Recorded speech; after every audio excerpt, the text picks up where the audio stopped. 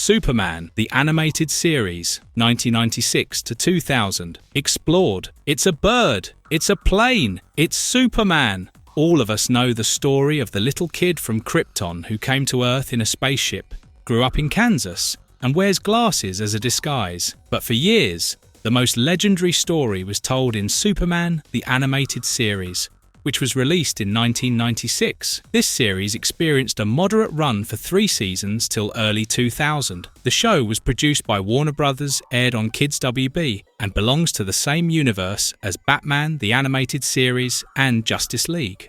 Today, we look back on this mind-blowing show that not only introduced the iconic DC character in a more modern outlook, but is considered an emotion for those who grew up in that era. Also, just a small reminder for all you wonderful viewers that we are no superheroes and we depend completely on your support to run this channel. Please do like and subscribe to our channel if you like our content. There's an intruder. He's the intruder. Arrest him. Superman, Season 1, The Last Son of Krypton, Part 1. Our story begins with Jor-El conducting a probe into the northern region of Krypton when he gets attacked by a giant-sized amoeba-like creature. Jor-El fights back the creature and gets rid of it as he returns to his movable house. He feeds the data to an advanced AI called Brainiac. Yes, that one! Jor-El is upset at Brainiac for spying on him, but his mood changes as he greets his son Kal-El and wife Lara. Lara's father, Sylvan, visits them and warns that Krypton's ruling council doesn't take Jor-El seriously, while Jor-El is adamant that his analysis of Krypton's probable demise must be considered. During the meeting, the council members ignore Jor-El and his suggestions to evacuate every dweller to the Phantom Zone, while Brainiac lies to the council about the source of the frequent tremors. Although the comics mention Brainiac as an android from Colu, producer Alan Burnett made him a centralized AI made by Kryptonians. Jor-El is surprised that the AI lied to the council and returns to the office to find out why. However,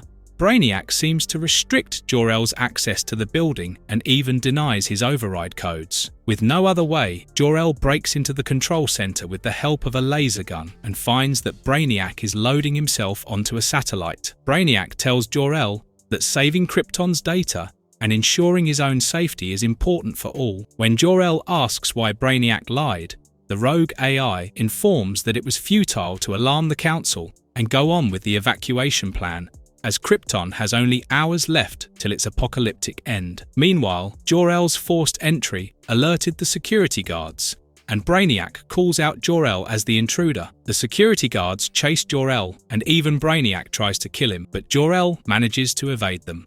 Back at Jor-El's home, Sylvan reads through Jor-El's research and realizes he might be right. An injured Jor-El arrives and tells Lara everything. He also asks Sylvan to think about his grandson. As the security guards surround his home, Jor-El tries to lure them away while Lara sedates little Kal-El. Sylvan also volunteers to help them and pretends to be Jor-El as he leaves the house in his vehicle. This gives Jor-El and Lara time to send their baby to Earth in a small one-person spaceship. Jor-El also proposes to send Lara along with the baby, but she refuses to leave her husband's side. This is only one of the 2 episodes that don't feature Superman, while Superdog Krypto is featured as a puppy in this episode. As the tremors start again, Brainiac goes offline, and the satellite drifts into space. Jor-El and Lara also launch the spaceship as the ground erupts and the planet begins to disintegrate. The spacecraft enters hyperspace through the smoke and debris, while Krypton reduces to nothing.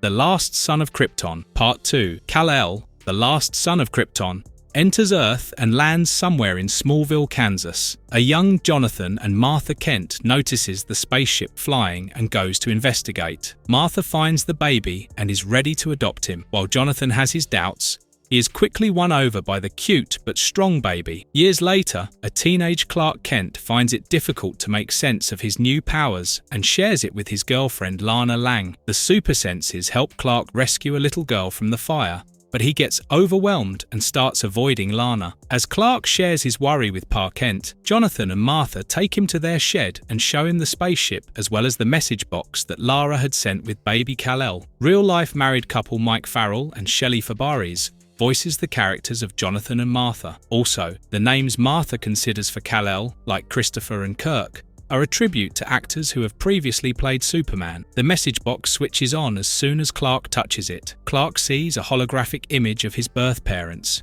who tell him about Krypton and how Earth's yellow sun gives him superpowers. Jor-El and Lara also teach Clark to be humble and responsible. At first, the news shocks Clark, but as he discovers his ability to fly, Clark feels overjoyed and reconciles with Pa and Ma Kent. The story takes a further leap and now begins in Metropolis, where an angel in blue and red makes the headlines. Reporter Lois Lane of the Daily Planet is not too happy when she is introduced to new trainee Clark Kent. Editor Perry White asks Lois to accompany Clark as they cover Lex Luthor's demonstration of a new weapon. Perry White was originally planned as an African-American character, but at that time, DC and WB were against the idea as they wanted the character to look the same in the comics, series, and live-action TV. However, with the looks of James Gunn's trailer, they seem to have gone back to the original idea. Lois introduces Clark to photographer Jimmy Olsen and tries to leave Clark behind,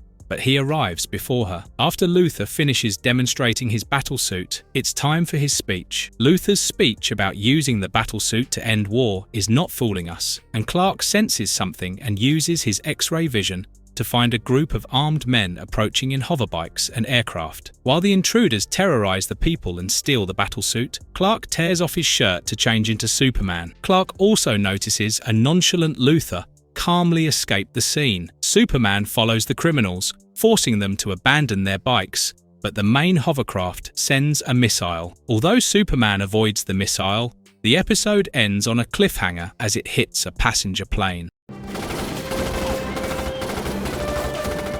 The Last Son of Krypton, Part 3. The final segment of this arc begins with Superman preventing the damaged plane from crashing and helping it make a safe landing. He emerges as a hero and intrigues the media. Lois is the first to call Clark Superman because of the S on his suit. Clark visits his parents with doubts, who encourage him by showing a scrapbook filled with news reports about him. Martha also urges Clark to let people know more about him and not be like the nut from Gotham. Oh, Martha, if only you knew. The series suggests that Bruce Wayne became Batman before Clark became Superman, but several comics have also established the opposite, so it's rather a point of the multiverse. Clark listens to his mama and hijacks Lois's car to give her a private interview. Although she finds it hard to believe, Lois publishes the story about Superman being an alien from Krypton. However, Lex Luthor is not amused, as he complains about Superman not stopping the robbery. Clark takes the opportunity to point out that this will only benefit him, as the Pentagon will now contract him to build a more powerful weapon. Luthor's anger is palpable, while Lois later informs Clark that she once dated Luthor. Clark shares that he is sure that Luthor gave the battlesuit to the terrorists, and proves his point with photographic evidence that Luthor is on good terms with the Regent of Kaznia. The Regent is known to employ terrorists in obliterating his enemies, but Lois dismisses it as old news. The voice of Superman is done by Tim Daly, who thought playing a superhero would be fun. However, he later realized that playing someone like Superman is a difficult thing to do. No wonder DC always has trouble with casting. However, Lois heads to the docks to see if Clark's hunch about Luthor selling the battlesuit is true. Lois tells a man called Bibbo to call her office if she doesn't return in 20 minutes, but he decides to spend the calling money on soft drinks. The ship's captain, John Corbin, ushers Lois into the ship and claims it to be empty. However, Lois catches a glimpse of the stolen battlesuit, and Corbin takes her hostage. Corbin will later become the villain Metallo. Corbin is, of course, working for the Regent, and he orders his men to sail the ship.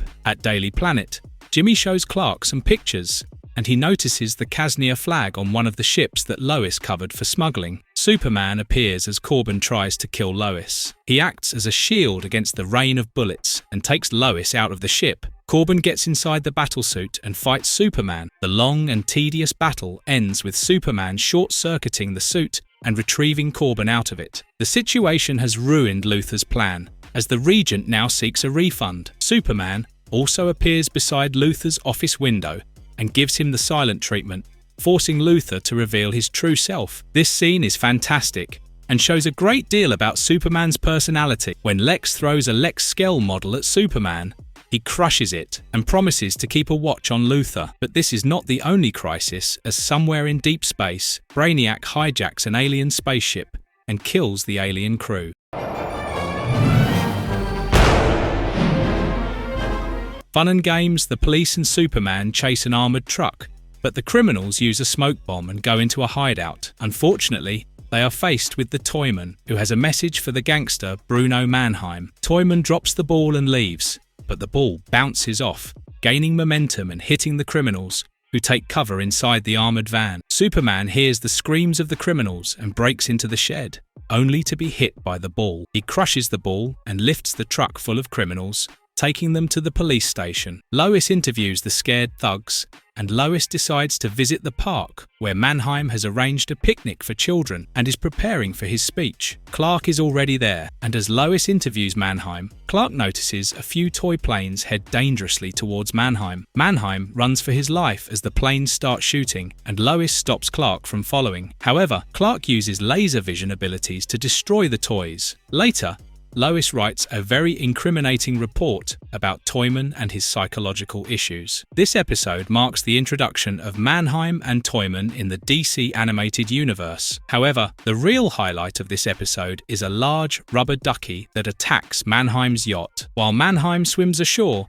the Toyman abducts Mannheim and Superman fights the rubber ducky. Later, Toyman also sends a doll to Lois to put her to sleep and abducts her. Lois wakes up dressed up as a doll and inside a warehouse. Simultaneously, Jimmy and Clark worry about Lois, and Jimmy runs a search on his computer. As Toyman tells the story to Lois and Jimmy searches about Mannheim, it is revealed that the gangster forced an innocent toy maker called Winslow Schott to open a toy factory that will be the front of Mannheim's illegal business. However, when the police caught on, only Winslow was imprisoned, who took his own life. Toyman is revealed to be Winslow's son, who grew up in foster homes and seeks revenge. To be fair, Toyman is a recurrent villain for Superman, but somewhat underrated. Superman quickly finds Toyman's lair, but Toyman attacks Superman with a green blob that continues to expand and asphyxiates the host. However, Superman spins very fast to get rid of the stuff and, in the process, destroys the toy factory. As a last measure, Toyman drops several bombs to kill Mannheim, Lois, and Superman. Superman rescues the duo as the factory blows up. However, the police inform that Toyman's body has not been recovered, and all that is left of the Toyman is his broken mask. This season will introduce Superman to further challenges from metahumans, evil robots, and alien bounty hunters. Do let us know which one makes your favourite story at the end of each season. A Little Piece of Home. The story begins with Lex Luthor inaugurating a natural history museum when Clark senses a theft going on inside. Superman enters the museum through the sewers and tries to stop the two thieves who are trying to steal a precious jewel. However, a kryptonite stone displayed behind him weakens Superman, and he fails to stop the thieves. As Luthor opens the door to the museum, the weakened Superman comes out, and Lois runs to help him. Later, Luthor and his assistant, Mercy Graves, observe the security footage, and Luthor instructs Mercy to handle the thieves. Luthor also notices the effect the green stone has on Superman and gives it to Professor Peterson, who informs Luthor that the stone is from another planet. As Luthor stops Peterson from revealing the truth, the scientist secretly informs Lois about it and gives her a small piece of the stone. When Lois brings the particle to show it to Clark, he again starts feeling sick and pretends to be all right. Lois decides to send it to Professor Hamilton of Star Labs for further analysis. Meanwhile, Luthor has an elaborate plan to humiliate Superman and hires a thug named Joey. Joey and his gang rob Commissioner Jones of $100 printing plates, and Superman quickly follows them. The thugs fly in jetpacks and lure Superman to an empty building where Luthor has fixed the kryptonite and a security camera. As expected, the stone weakens Superman, but Joey gets cocky and starts beating Superman, moving him away from the stone. As Luthor watches the development, he gets frustrated as once again Superman defeats Joey. Mercy was originally created for this series and henceforth got featured in other media and comics. Superman visits Luthor to confront him, and Luthor seeks to strike a deal with Superman so that he ignores Luthor's illegal dealings. But Superman is quick to refuse him, and Luthor decides to kill him. Luthor and Mercy keep a watch on Star Labs as they see Lois entering it at night. Professor Hamilton tells Lois that the Green Stone is from Superman's home planet and contains elements of the explosion. Superman also arrives as Professor Hamilton names the stone Kryptonite and shows Superman that Lead can shield the stone from affecting Superman. On the other hand, Luthor forces Peterson to call Lois and ask her to visit the museum, knowing very well that Superman would follow. It is a trap, as Luthor remotely controls a mechanical T-Rex that attacks Superman and Lois and drops the kryptonite on the floor. The T-Rex was supposed to be one of the trinkets owned by Batman, and Superman was supposed to give him the dinosaur. However, the plot was ultimately abandoned. Superman avoids the rock as he gets thrashed by the T-Rex and notices the Lead cup on display. Since an electric charge guards the display, Lois shoots the stone into the cup and Superman knocks out the robot dinosaur. While Luthor screams in anger, Superman throws the cup into space. However, Luthor has already put more people to excavate and find more of the rock on Earth.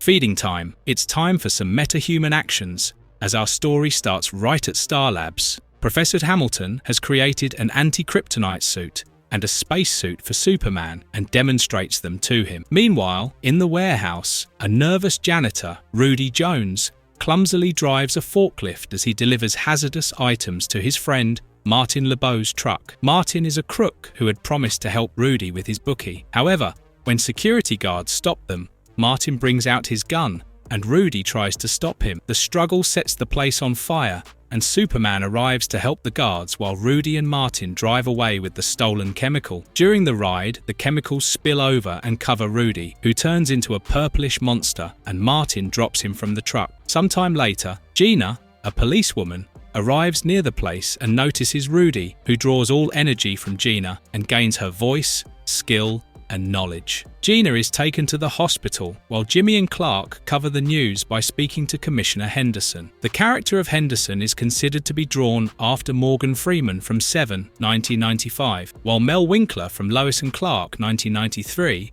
reprises his role as Henderson. Clark also notices traces of the same liquid he saw in Star Labs. Rudy soon attacks Martin to get revenge, and Superman stops Rudy. However, Rudy draws Superman's energy and gets his power. With his new powers, Rudy wreaks havoc across Metropolis, as reporter Angela Chan dubs Rudy as the Parasite. The Parasite also makes Superman feel weak and catch cold, but as Gina recovers, it appears that the Parasite's effect is only temporary.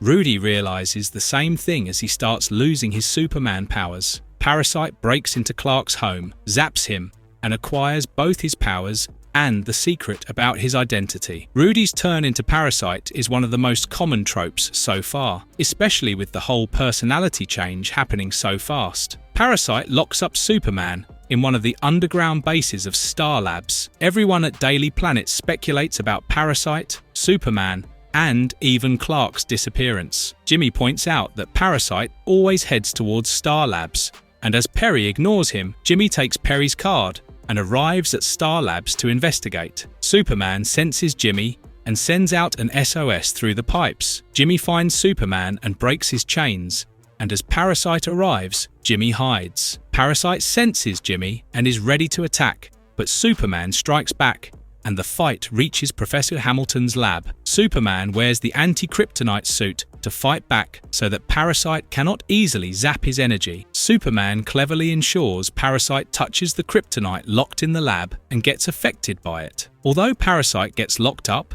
and pretends to have gone silent, it won't be long before he finds a way to be back. Oh, you didn't know I could focus it like that, did you? The Way of All Flesh. This story begins in Stryker's prison, where an imprisoned John Corbin is leading a rather luxurious life provided by his secret friend. However, when he contracts a dangerous and fatal viral disease, Dr. Vale arranges for an alternative treatment courtesy of a special friend. Soon enough, Clark and a cycling group notice two missiles breaking down a wall of the prison. Superman rushes to stop one missile from detonating and also closes the wall with a large stone chunk. Before that, he also catches almost all escapees, except for Corbin and Vale, who have taken the underwater route to escape. Later, Luther convinces Corbin to undergo special surgery to replace Corbin's body with a metallic alloy skeleton and synthetic skin. However, the operation does not have the desired effect on Corbin, who stops feeling hungry or smells anything, yet he gets on with his obligation to let the world know about him and finish Superman. Corbin jumps on a train track and derails the train to draw Soup's attention, but when Superman arrives to beat him up, Corbin reveals the kryptonite inside his chest that immediately weakens Superman. Somehow, Lois Lane arrives at the place to give Superman a hand, and Corbin forcefully kisses her, only to realize he feels nothing. Once again, we are not watching children's cartoons, as we are talking about stuff like pleasure, at least not the way Tim Daly and Clancy Brown play Superman and Luther. Their calm, well-calculated dialogue delivery is almost too real to make the show feel animated. Coming back, Superman throws Corbin into the water with Lois's car, and they escape. Corbin gets frustrated by his mechanical body and rips off a part of his skin to call himself Metallo. Meanwhile, Lois and Clark visit Stryker's Island, but they are notified that Dr. Vale is no longer working for the organization. Clark uses his X-ray vision to notice a vial of Orozco's retrovirus, while Lois notices a parking ticket from LexCorp. Corbin also visits Lex Labs, where the doctor informs them that Corbin's changes are permanent. Dr. Vale is named after the robotics expert Emmett Vale, who created Metallo in the comics, yet Metallo is similar to Mr. Freeze, who is unable to feel several things. Metallo goes directly to Luther's private yacht, where he is enjoying a date with a young woman. Metallo complains to Luther, who lies that the change is temporary and that he has employed people across the globe to find a solution. As Luther drives the yacht, they are attacked by Superman, and this time, Metallo projects rays of kryptonite on Superman. However, Superman still manages to point out that Luther made Vale combine the virus in Corbin's food so that they can use him as a minion. Metallo attacks Luther back, and Superman sets the yacht on fire as both Metallo and Luther are flung out from the boat. Metallo drowns, while Superman saves Luther from a shark. The ungrateful Luther notes that there is no incriminating evidence, while Metallo is shown walking on the ocean bed, still ready to get back.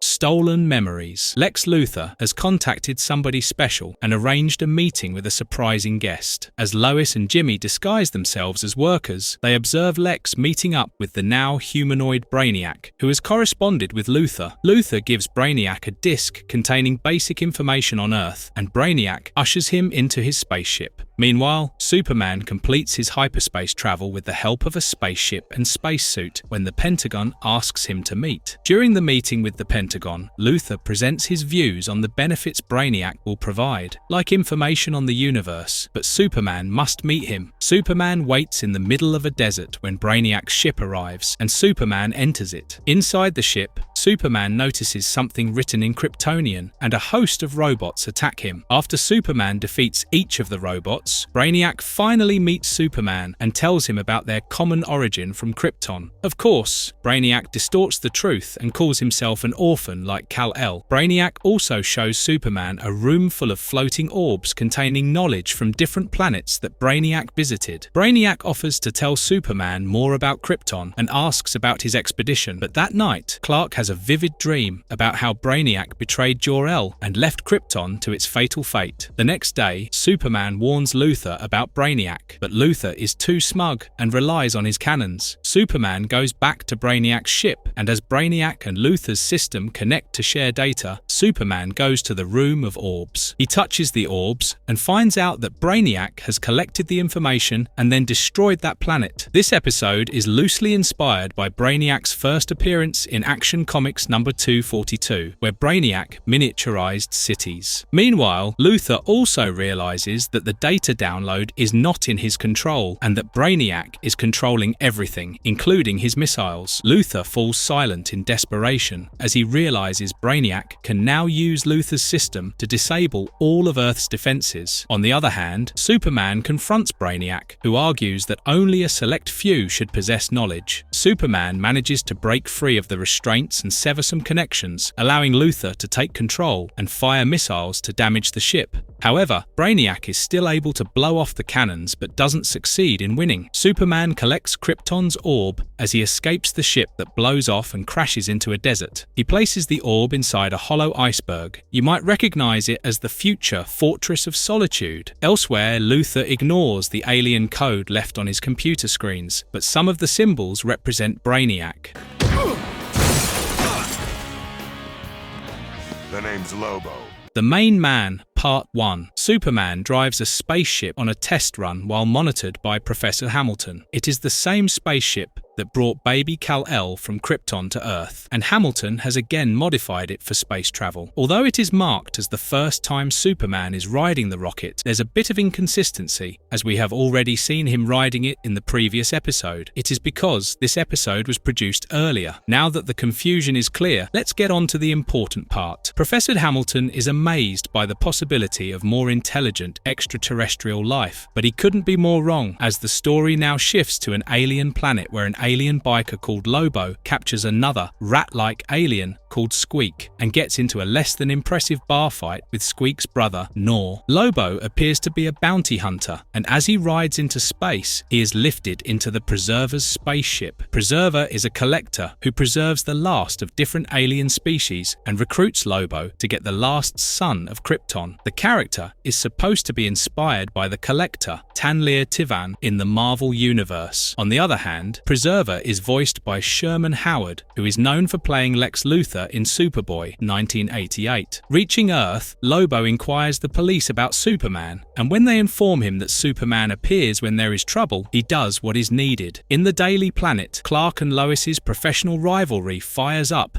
as Clark sarcastically tells the truth about him being Superman and disguising himself to gather faster information. Lois calls him sick and is on edge when Lobo's news reaches the office, and Clark is already missing. Superman reaches Metropolis Police Headquarters and stops Lobo from firing a nuke. The two get into a fight, and Lobo calls his bike. Superman also stops a missile thrown by Lobo from hitting a train, and Lobo realizes where Superman's priorities lie. Lois also joins in, but Superman protects her from the rogue alien biker. The duo also flies through the city, and they wreck through Luthor's office. The satisfaction with this hilarious scene is high, and Lobo is the perfect chill guy after a host of confused villains. When Lobo manages to escape Earth, Superman follows him in his spaceship and wears the spacesuit. However, Supe gets abducted by Preserver, who dresses him up like a Kryptonian and keeps him confined in a glass case, with a red sun draining him out. But the real twist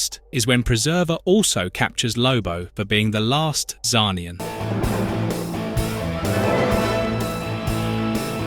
The Main Man, Part 2. Emperor Scrooge is furious with Lobo for not bringing Squeak, while Gnor and his Goonies lie to him about Lobo obtaining a bribe to release Squeak. Scrooge then orders Gnor to find and bring in Lobo. However, Lobo is locked up and enjoying the attention he is getting from Preserver's Robo-Girls. Preserver returns Superman his suit but refuses to let him go, so he resorts to getting Lobo's help. However, Lobo gets taken down by knockout gas released by the girls. Superman then antagonizes a rhinoceros-like creature, which rams its horn onto Superman's cage, helping him out. As Superman gets away from the red sun, his powers return. He first ignores Lobo, but promises to help him out if Lobo leaves Earth in peace. A lot of Lobo's innuendos and remarks were omitted, and his violence was also toned down for the younger audience. The treatment was similar to how Carnage and Punisher were presented in Spider-Man the Animate Series, 1994, on Fox Kids. As Superman helps Lobo out, he ties up the gas nozzles inside the Robo-Girls' heads, making them explode. However, Lobo and Superman get stopped by another set of security robots, and Lobo pushes Superman to be bait as he finishes the robots from behind. As the other captive creatures watch, Superman and Lobo make a run for the bay where their ships are kept. This time, the Preserver ensures that the escapees fall into a deep tunnel. tunnel. The Preserver must have flaked on doing background research, as Lobo takes down the giant sandworm inside the tunnel while Superman flies Lobo out. Lobo also finds Squeak enjoying his time with another set of robot girls and recaptures him. But Nor and his friends appear and attack both Lobo and Superman. As Nor and others surround the duo, Superman notices a dodo bird that has gone extinct from Earth. He realizes that the enclosure will have an artificial yellow sun, and so he goes there to charge up. Superman and Lobo also take down Nor and his company, but when Lobo reaches his bike, the Preserver appears to stop him. The events of this episode also become a major background for Batman Beyond the Call. It's a great way the creators have maintained continuity for the DC series. Preserver shades his outer skin and clothes to reveal himself like a giant red monster as it fights Lobo and Superman. Lobo further opens the spaceship's door to throw out Preserver when Superman emerges victorious. However, Lobo aptly calls himself the main man as he keeps his word. He enjoys time in the company of Emperor Spooge as Squeak, Nor, and others work for him. As Lobo tells about Superman, the episode ends with Superman keeping the other displayed creatures in this fortress of solitude. My Girl. Clark and Lois are attending a fashion show when it is graced by Lex Luthor and his new girlfriend, fashion designer LL, or Lana Lang. Clark is surprised to see Lana and tells Lois it's his ex-girlfriend. While Lana goes backstage, Luthor meets an arms dealer, Mr. Elon. Two dangerous-looking women kidnap Lana for the precious gems attached to her wardrobe. Clark notices Lana is missing and goes as Superman to confront the kidnappers. The kidnappers grab the gems and throw Lana out of the elevator, but Superman catches her and also rips off the elevator along with the kidnappers so the police can catch them. However, Superman is startled to find Lana has recognized him as Clark. Although Luthor is glad that Superman has saved his lady, Mercy still stalks Lana. Superman visits Lana at her apartment to ask her how she knew it was him. He also warns her about Luthor's illegal business affairs and the arms dealer. When Mercy reports to Luthor about Superman meeting Lana at her home, Luthor directly confronts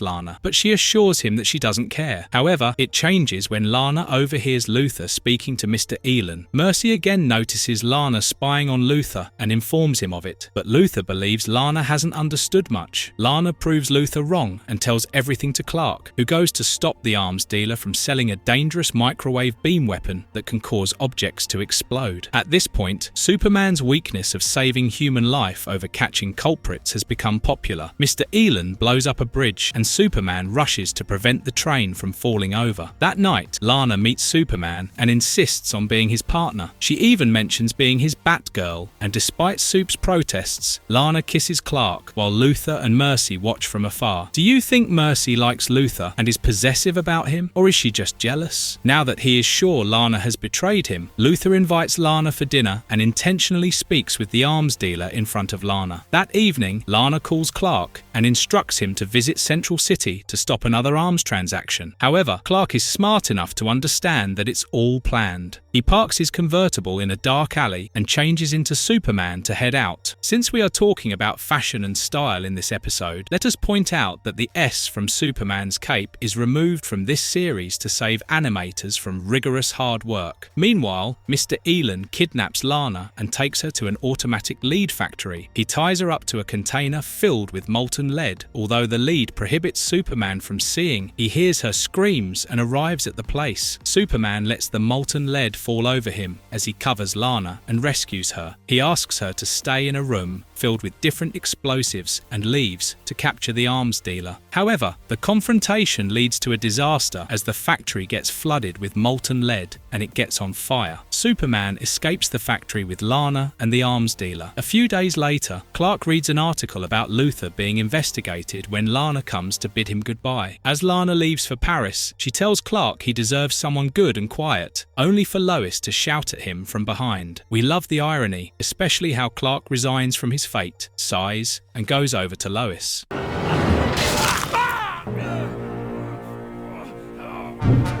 Tools of the trade. The Intergang's tanker attacks the Metropolis Gold Exchange, and the Special Crimes Unit members Dan Turpin and Maggie Sawyer turn up. Lois leaves Clark's car to rush to the site, while Superman also shows up and takes down the tanker like a piece of cake. Intergang leader Bruno Mannheim gets mad at another failed attempt when he hears a loud noise and a stranger with a strange weapon enters his arms warehouse. The devious man calls himself Kanto and gifts Mannheim with sophisticated weapons and instruments to melt metals, destroy guns, and even a pair of gloves that amplify as energy hands. Kanto explains that the gifts are from his boss, but doesn't reveal him. Kanto also informs Mannheim that the boss will reveal everything when it's time. Turpin spies on Mannheim as Kanto demonstrates the weapons in Mannheim's estate, but when he tries to follow Kanto, Turpin is surprised to see Kanto disappear into thin air. The character of Dan Turpin is modelled after creator Jack Kirby, and producer Bruce Timm is a big fan of the comic book artists. This is also evident from the series' various characters and clothing designs, which are inspired by Kirby's art. The Intergang gets into quick action as they use their new weapons to derail a train transporting money. Dan and Maggie get the news and arrive at the spot, but the Intergang melts the front of their car. Superman rescues the SCU, but fails to stop the robbery. Maggie shares her plan to involve Superman in catching the gang, but Dan is already riled up by the previous encounter when reporters credit everything to Superman. Dan puts down his badge and goes alone to Mannheim's quarters at night to spy on him. However, he gets spotted by Kanto, who teleports him to the mansion. Kanto magically binds Dan, and in the warehouse, he discusses the plans to kill Superman with Mannheim. Kanto gives Mannheim a high-tech gun that can hurt someone invulnerable, like Superman. The Man of Steel discusses Dan's resignation with Maggie, and as she fails to reach Dan, Superman realizes that Dan might be in trouble. Dan and Maggie are one of the better additions to the series, especially since it's Dan's first appearance in a series. When Superman enters the warehouse, Dan tries to warn him, but Mannheim hits Superman. The Intergang fights Superman with their new weapons, but it doesn't work, and even Dan frees himself of the binding and throws himself over Mannheim to save Superman. Seeing that Mannheim has failed, Kanto opens the portal and leaves while Mannheim pleads with him. As Superman approaches him, Mannheim desperately runs into the portal and vanishes. The SCU and Superman emerge as heroes as the Intergang is stopped. But Superman gives credit to an injured Dan for saving him, and the two salute each other. Meanwhile, Mannheim ends up in the treacherous world of Apocalypse, where Kanto introduces Mannheim to the ultimate boss and the evil Darkseid.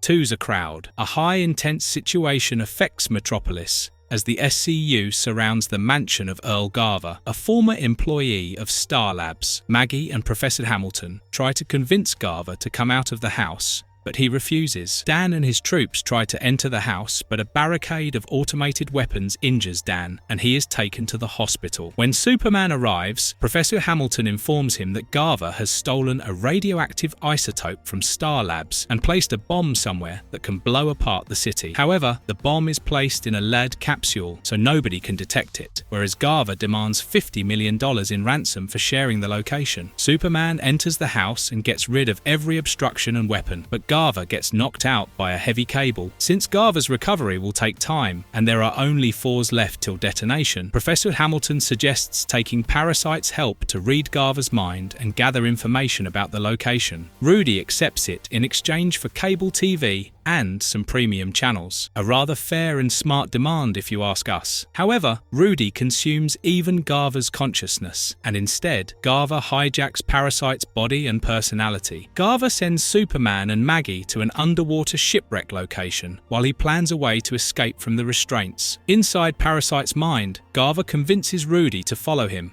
and they drain the hospital staff's energy to escape. This story reveals that Parasite doesn't retain the information and knowledge he acquires, as clearly he doesn't remember that Clark Kent is Superman. Meanwhile, Superman and Maggie realize they are sent to a false location. Although they almost get trapped, Superman rescues Maggie and leaves the place. Sometime later, Parasite calls and demands that Superman bring the ransom money to him. The Superman takes the money to an abandoned rail tunnel and follows Parasite's instructions instructions until he deactivates the bomb. However, Parasite touches Superman and gains some of his power. As Superman and Parasite fight, Parasite suddenly switches on the bomb and changes the code. This makes Rudy suspicious. More so, Garver gloats that his real body is somewhere in the ambulance, so if the bomb explodes, only Rudy and Superman will die. As Superman points out Garver's selfishness, an internal fight starts between Rudy and Garver inside Parasite. Superman takes the opportunity to throw the bomb into a bottomless pit. However, Parasite and Superman also almost fall into the pit. As the bomb explodes, Superman escapes the pit and contains the fire, while Parasite is almost spewed out. Later, Garver wakes up in his own body, only to realize he is being flown over to Stryker's Island. As he enters the prison, he hears Rudy laugh in joy as he has emerged as the real winner, enjoying cable TV in the comforts of his cell. Season 2, Blasts from the Past. Part 1. The season begins with Professor Hamilton trying to open a secret compartment in Superman's crib rocket. He succeeds, albeit with a little bit of Superman's help. They find the Phantom Zone projector that Jor-El once spoke about while sending his son to Earth. As Professor Emil Hamilton tinkers with the machine, he accidentally switches it on and lets out a very creepy-looking cockroach like a monster. Superman rushes after the creature, but manages to capture it and send it back to the Phantom Zone. However, now they hear Marla, who claims that her time of imprisonment is over. Superman returns to his Fortress of Solitude and uses the message box and Brainiac orb to learn about Marla. Marla worked with the power-hungry commander Jax Ur as they tried to take over Krypton. However, their plans were foiled by Jor-El. While Jax Ur was sentenced to a lifetime exile in the Phantom Zone, Marla was provided only a 20-year sentence. Since the time is up, Superman returns and releases Marla. He also informs Marla that Krypton is gone, and they are the only two Kryptonians. Superman takes Marla to a Star Labs shelter, and along with Professor Hamilton, he teaches Marla how to control and use her newfound powers under the yellow sun. The character of Marla is created by combining two other Phantom Zone villains, Faora and Ursa, but the name is taken from a male villain. Superman takes Marla to stop a bank robbery in the city, and Marla goes extra, beating up the robbers. When the police and media arrive, Marla introduces herself as the second in command under Superman and promises to rule justly. However, this is viewed in a negative light, and Luthor uses it as a tool to show how Superman thinks of himself as a ruler. Marla goes to Star Labs and eavesdrops on Superman and Professor Hamilton's conversation, where they wonder how to control Marla or if she should be sent back. The Last Son of Krypton episode had already shown that Jor-El planned to send all Kryptonians to the Phantom Zone to save them from destruction. However, he did not have the time to do so the projector being inside Kal-El's ship makes sense. But it's only natural for Marla to get furious, and Kal-El seems just as gullible as his father. While giving an interview to Lois, Marla agrees to be dating Superman, who denies it. Marla gets jealous of Lois and tries to hurt her, and Superman pushes Marla aside. As Superman takes Marla away from Lois, she claims that he is not like Jax Ur, and Superman agrees. Marla throws Superman at a tower, and the restaurant on top breaks and falls, but Superman rescues it somehow. When Superman returns to Star Labs, he finds Professor Hamilton hurt and the Phantom Zone projector gone. Marla takes it to a clearing and releases Jax Ur. Blasts from the Past, Part 2. With the Phantom Zone projector gone, Superman takes Professor Hamilton to his den and shows him the aliens he retrieved from the Preserver. Hamilton names the place Fortress of Solitude, and Superman takes the orb's help to learn how to build another Phantom Zone projector. In the meantime, Jax Ur and Marla have started terrorizing people and destroying things. As Clark returns to Daily Planet, he seems unaware of what's happening, and Lois aptly asks him, what planet was he on? Superman arrives to stop Marla and Jax Ur and get into a fight. Since Jax Ur has still not gained full power, it's easy for Superman to keep him tied to a pole while he fights Marla. Marla tries to drop several building balconies on Lois, and as Superman saves her, Marla escapes with Jax Ur. While Jax Ur is an original comic book character, his representation in this series is a replacement for General Zod, who also appeared in live action. Interestingly, Zod and Jax Ur had once engineered Superman Superman's race with Flash. When Superman checks on Professor Hamilton, the scientist informs them that he is missing a major crystal that enables the projector to reach the Phantom Zone's frequency. Sometime later, Jax-Ur and Mala break into Daily Planet and kidnap Lois. Although Superman arrives in his anti-kryptonite suite and brings the kryptonite, the villainous duo still manages to send both the Stone and Superman into the Phantom Zone. Afterwards, they break the Phantom Zone projector and spare Lois's life so that she can report on the events of Superman's exile. While Mala and Jax-Ur continue with their world domination activities, Lois works with Professor Hamilton on the new Phantom Zone projector. Hamilton realizes he can still bring back Superman by latching onto the frequency of his anti-kryptonite suit. Despite the great physical pain, Superman is brought back to Earth and devises a plan to eliminate Mala and Jax-Ur. This makes you wonder what Batman was doing at this time. Superman stops the UN Security Council from surrendering and lures out Jax-Ur and Mala. He takes them near the Daily Planet rooftop,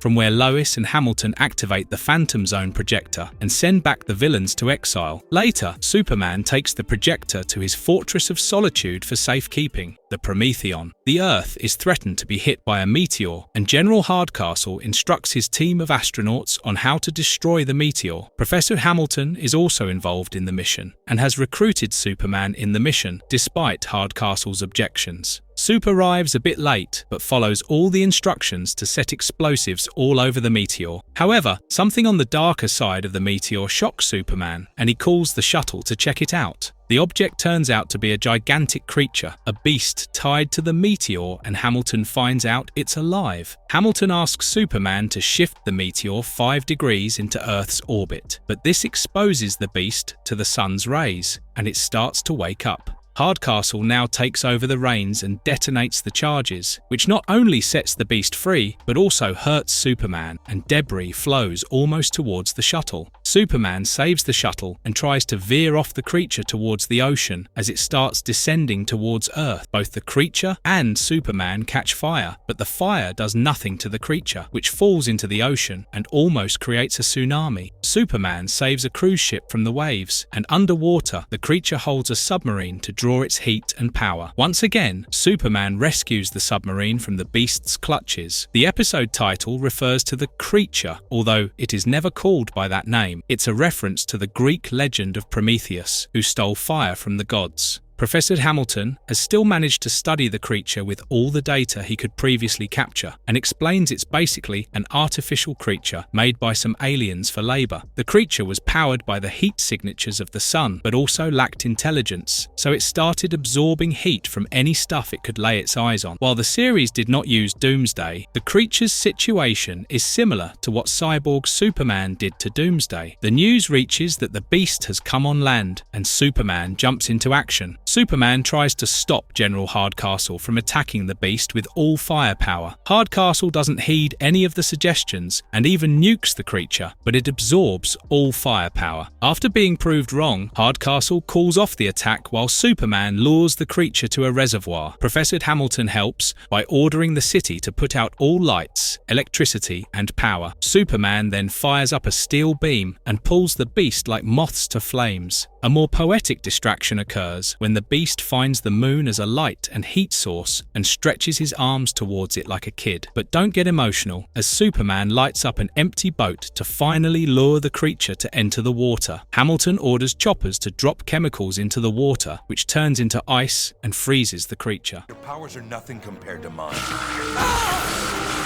Speed Demons. A charity race is organised in Metropolis to crown the fastest man alive. The competition is, of course, between the two finest Earth defenders, Superman and Flash. Flash keeps up to his name as he shows off in front of the crowd and teases Superman. The mayor states that the two heroes must run across the globe 100 times to settle the winner, and his assistant ties tracking armbands to the heroes so that their movement can be tracked by satellite. As the race starts, two streaks in red and blue represent the heroes moving across the globe. The mayor's assistant sheds off his disguise and goes to a house near Metropolis, where he meets his brother Ben, who is holding a small rod. Ben explains that their plan worked as Superman and Flash raced each other, which generated strong ionic energy that could be charged with the strange-looking rod. The older brother, Mark, snatches the rod from Ben and calls the Nimbus tracking station, calling himself the Weather Wizard. As a demonstration of his power, he asks them to look at the coast of Australia. Now, although Ben and Mark are identified as brothers, their racial difference indicates they might not be siblings after all. But it doesn't matter. What matters is that Superman and Flash notice the storm and the ships being destroyed on the Australian coast. They rush off to help, and since there has been an oil spill, Superman and Flash also repair the ship and clean up the oil. Now, there was a lot of confusion regarding Flash's secret identity. Although the stories are mostly based on the iconic Barry Allen, it was later confirmed in Justice League Unlimited that Wally West is Flash in this timeline. But hey, we are not complaining as long as he is fun. After reaching the tracking station, the heroic duo watches Mark's latest message, demanding $1 billion. Flash recognizes the Weather Wizard as Mark Marden, an old-time crook, and they leave to confront him. However, Mark seems faster than the fastest men alive as he again tracks down Superman and Flash. Mark changes the weather so that the heroes freeze in the blizzard and die. Obviously, Mark has not done his research since Superman uses his heat vision to melt through the ice, and Flash vibrates to escape the ice. They realize that the band is helping Mark to find them. Ben cannot stand and watch when the Weather Wizard threatens to create a deadly cyclone in the metropolis. Miguel Ferrer voiced Mark, who is also the villain Weatherman in Justice League of America, 1997. He refuses to be a part of the meaningless mass killing and seeks a way out. Mark lets Ben go, but directs a weather change, marking Ben so that his car skids in the hailstorm and Ben dies. Once again, Flash and Superman rescue Ben and learn of Mark's reputation. The duo reaches the house just as Mark uses the rod to direct a storm in Metropolis. However, the electric charge dissuades them from entering. Superman drills through the ground to get inside the house, and Flash joins in. They fight off the Weather Wizard, and the machine controlling the weather gets overcharged. This causes a huge storm inside the building, and it explodes after Superman leaves with an injured Flash and unconscious Mark. After the duo puts Mark in jail on Stryker's Island, both Superman and Flash have found newfound respect for each other, but they still decide to find out who is actually the fastest man alive. Besides, I got enough help from you the other night. Livewire. Morning in Metropolis starts with a radio station shock jock, Leslie Willis, dissing Superman in her show Livewire. People like Luther and a few others agree with her POV that Superman is a nuisance and a menace, while Superfan, like Bibbo, calls in to complain against Leslie, but she shuts him down. Reporters Lois and Clark have also arrived at the station for an interview with the shock jock, but Lois is just super annoyed, while Clark is super bored with the program. However, as Leslie continues with her unfounded rant against the Man of Steel, Clark hears the sound of an impending accident. He makes an excuse to leave the station and saves a crane operator who agrees with Leslie's opinions earlier. Leslie spews false remarks about Superman, but he proves otherwise by saving a baby and a woman at the same time. After the interview, Leslie tells Lois that it was difficult for her to make a name in man's world.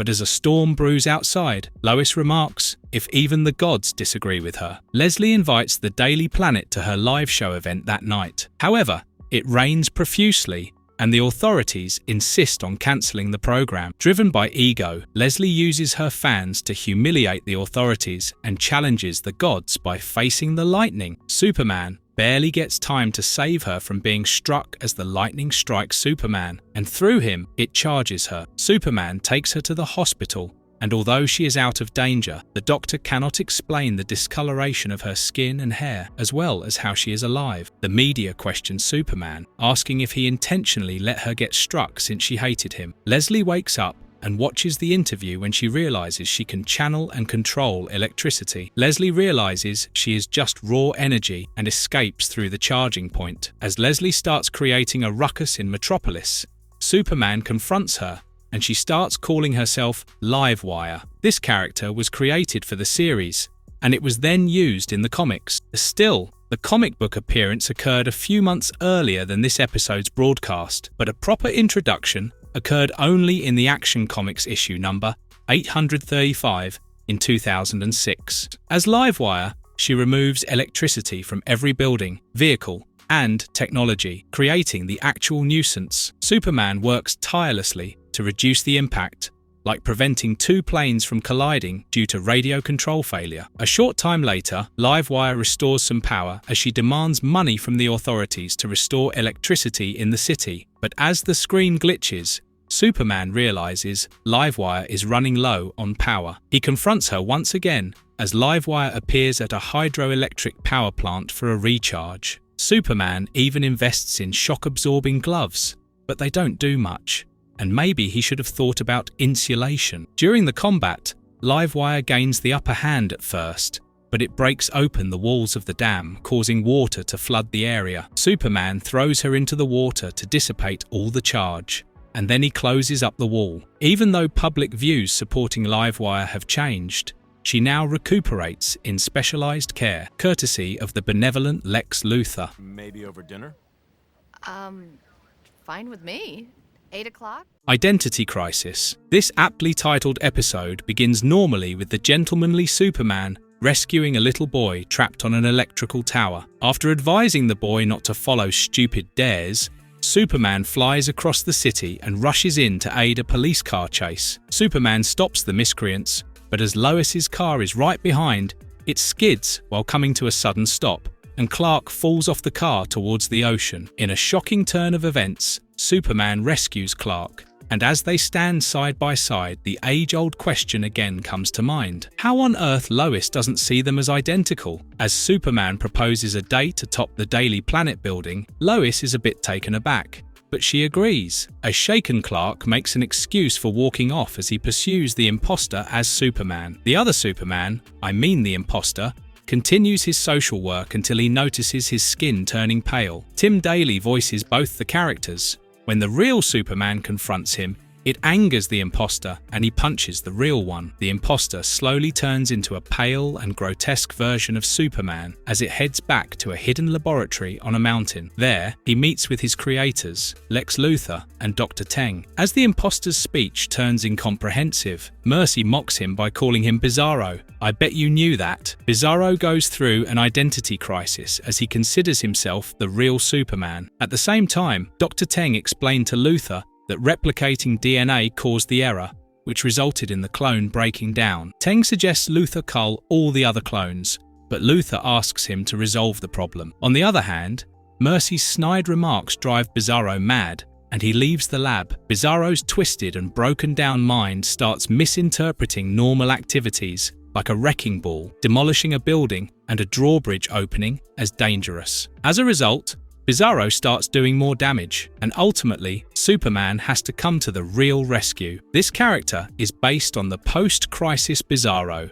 which first appeared in The Man of Steel #5 in 1986, while the drawbridge scene is taken from Bizarro's world in 1994. Bizarro then meets Lois on top of Daily Planet, but she gets scared. The real hero also arrives behind him and warns Lois of the truth, and Bizarro pushes Superman onto the huge globe atop the building. As the globe starts falling, Superman catches it, while Lois also slips and falls from the other side, but Bizarro saves her. Superman reinstates the globe in its usual place and leaves looking for Bizarro and Lois, who have now arrived at a restaurant. As the customers run away in terror, Bizarro makes a mess while eating and shares his woes with Lois, who starts recording him. Bizarro tells Lois that he was born in a lab in the mountains and offers to take her there. When Superman and the police arrive there, Soupy finds the tape recorder and listens to it. After they reach the lab, Lois witnesses the army of clones asleep in biofluids. Luthor introduces himself as the man behind everything and explains that during the T-Rex attack,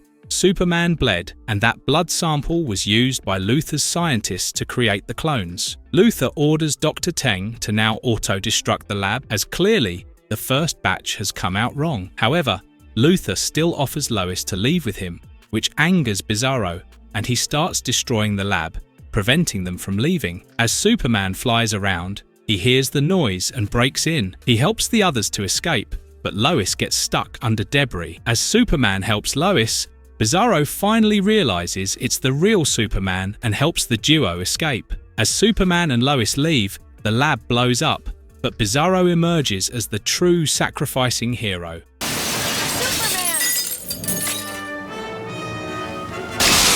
Target. There's a target on Lois's back, as she wins the Excalibur Awards for Best Investigative Journalism. At first, Superman saves Lois from being impaled by a glass decorative Excalibur sword. However, when she inquires more about it, Detective Bowman behaves rudely with her. Later, Lois drives, and Clark rides with her when she explains that the detective once lost a promotion as she wrote an article on police corruption. Lois continuously gets the warning, "You win, you die," as she inches near imminent death. This time her car loses control, and although Clark cuts through the car roof, he falls off the car. He comes back as Superman and saves Lois. He also lies that he cushioned Clark's fall. Superman further finds a remote control device in the car. The next day, Lois and Clark take the device to Lois's friend Edward Littner, who once worked as a scientist for LexCorp and was secretly Lois's informant. Speaking of Lois, it is the first time Lois is presented with purple eyes, and it has become common in the comics. It is Edward's whistleblowing that helped Lois uncover the scam and win the award. Edward points out that the remote control is manufactured at LexCorp, so Lois decides to confront Luthor. However, Luthor assures her that it's not him and not his style. Strangely enough, this even convinces us, but not Clark. Lois returns to Daily Planet, but finds that most of her assignments are now transferred to her jealous yet older professional rival, Julian Frey. She grumpily walks into the elevator, but a bomb is fitted and inside. When Lois climbs outside the elevator, it suddenly jets off, and Lois has to climb back down.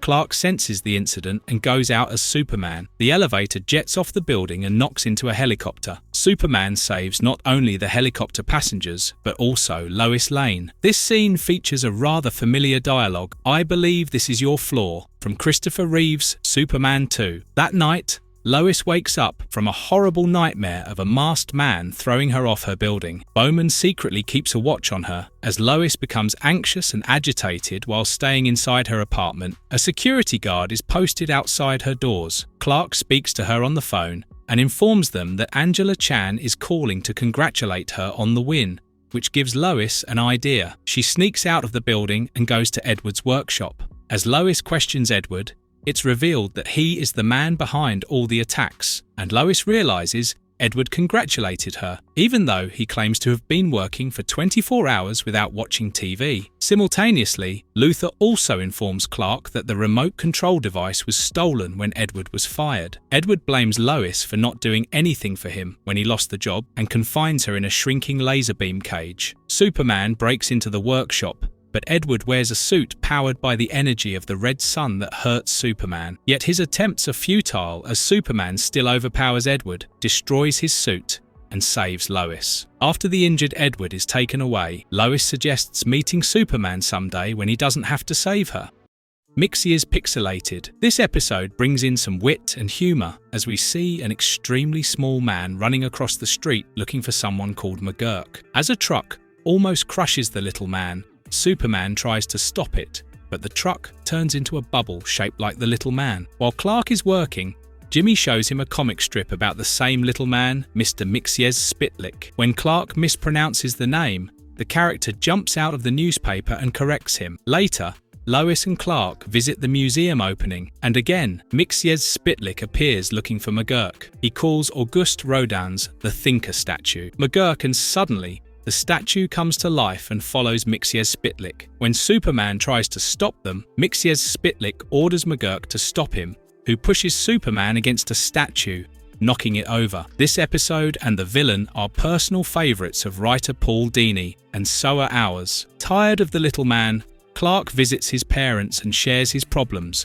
and suddenly, his parents start behaving oddly. Mixiez Spitlick turns Jonathan and Martha into chickens, then ducks, followed by ostriches, and then into carnivorous alien creatures. When Superman demands that his parents be brought back, Mixiez Spitlick transforms them into an American Gothic parody painting. Mixiez Spitlick explains that he is from the 5th dimension, and for years he has tormented humans with magical and mystical creatures, but now he has found a real challenge in Superman. Mixiez Spitlick offers to play a game with Superman with the rule that Superman must make Mixiez Spitlick pronounce his own name backwards. As Superman tricks the little man into doing that, Mixiez Spitlick leaves for 3 months and Clark's parents return to normal. 3 months later, Mxyzptlk again appears before Clark, who again tricks Mxyzptlk into spelling his name backwards, forcing him to retreat for another 3 months. Many of the remarks and conversations used in this episode are homage to various pop culture shows and movies,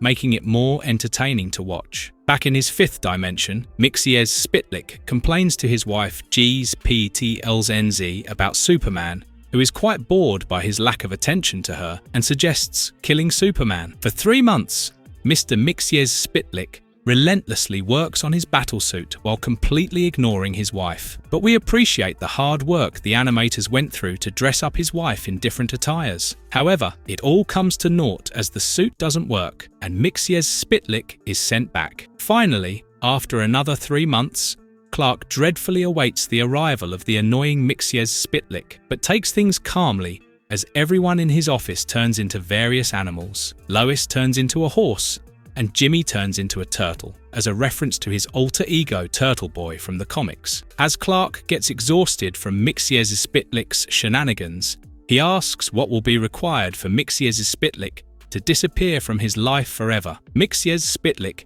demands that Clark will have to make him reveal his name back twice in a row, but Clark resigns. He changes into Superman and flies away while Mxyzptlk follows him. The little man first turns into a plane and then into a kryptonite warhead as he follows Superman, who finally comes to a stop.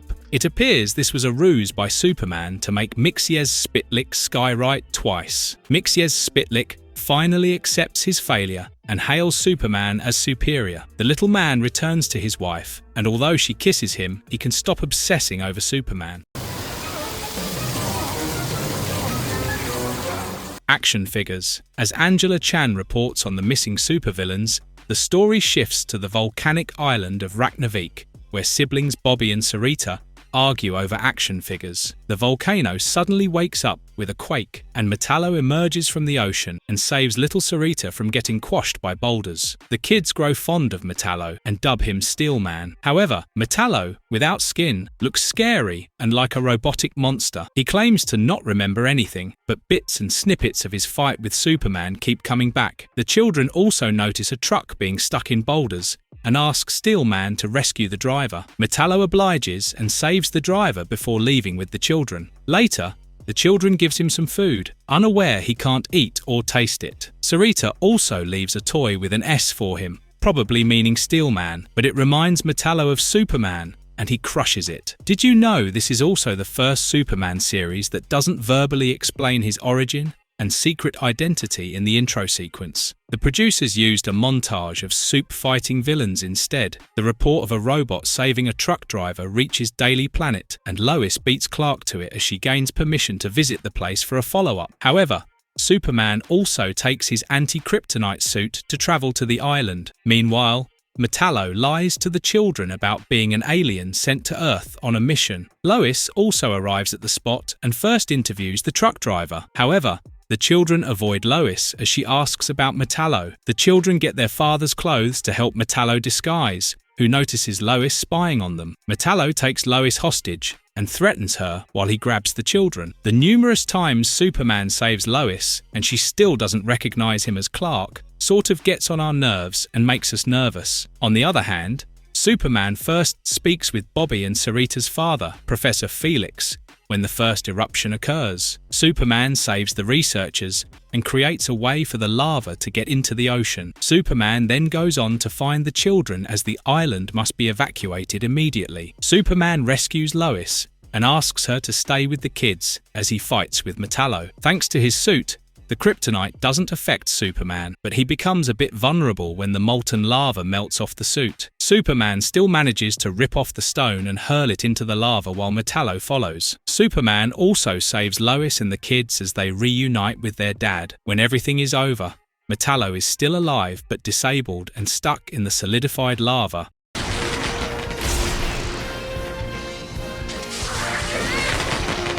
Double dose. When a rather stupid janitor enters the Star Labs prison with a Walkman, Livewire tricks him into giving her the Walkman, and she feeds on the electrical charge to escape the prison. After that, Livewire crashed an SCU press conference where Turpin explained how they are equipped to handle Livewire. Ironically, and surprisingly, Livewire kisses and shocks Turpin. Clark soon changes into Superman to stop the mayhem, and even corners Livewire with a water hydrant, forcing her to retreat for now. Livewire then enters Parasite's cell through his TV and convinces him to join her cause. The odd couple casually walks out of the prison, and Parasite feeds off one of the guards to drive a speedboat to leave the island. Livewire opts for safer travel through electrical wires. Lois and Clark are eating a hot dog when Clark spots Parasite escaping, and he rushes in as Superman to stop him. Superman lifts the boat to take it back to Strikers, but Parasite jumps off it and feeds the energy of a shark to escape. When Parasite and Livewire meet in their hideout, Parasite constantly tries to touch Livewire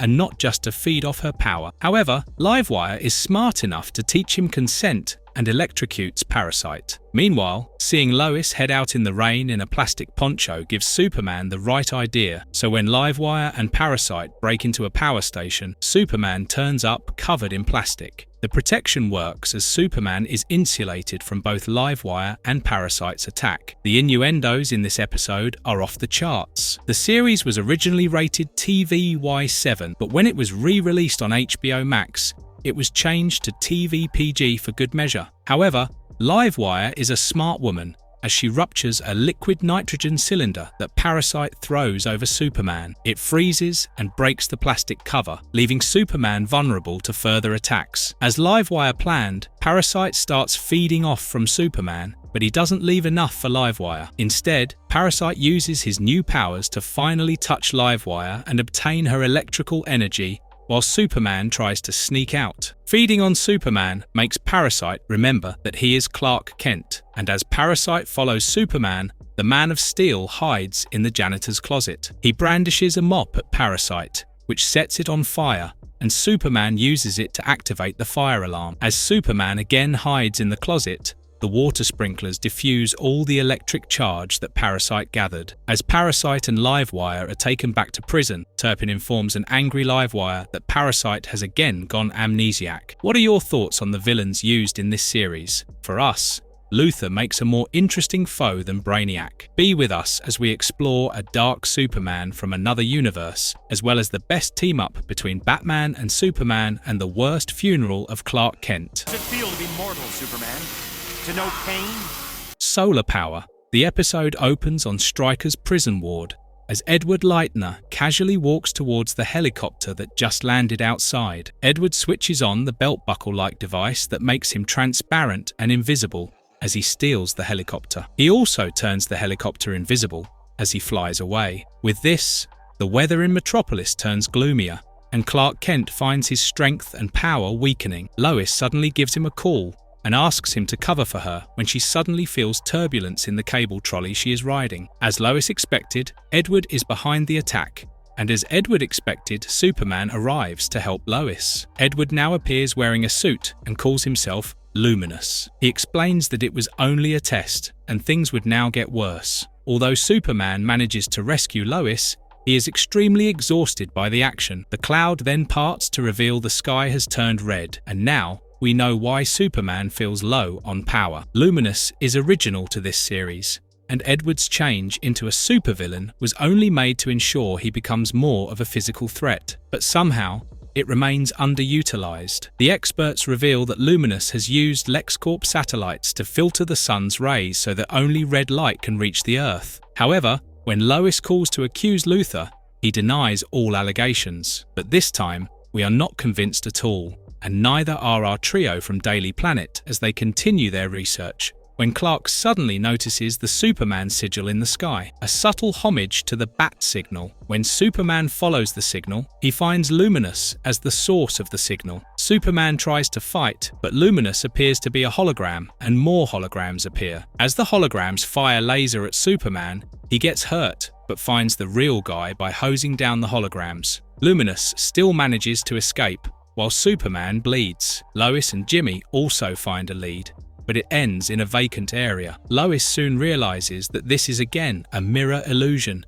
as she spots a bird perched in the air. But as the two enter the invisible building, they are captured. Luminous prevents Superman from disabling the satellite by showing him an image of Lois and Jimmy tied up. With no choice left, Superman follows Luminous's ball of light and enters the invisible LexCorp building. Inside the building, Luminous uses various settings like a western bar, a train track, and even a pirate ship to attack Superman. However, the constant changes help Superman figure things out. He rips a hole in the wall and finally enters a real room and finds his friends tied up. Superman deflects Luminous's laser attack to destroy the controls and a part of the building, which also destroys the force field created by the satellites. As Superman regains his powers, he beats the hell out of Luminous and asks the police to keep him in a dark place devoid of light and sun.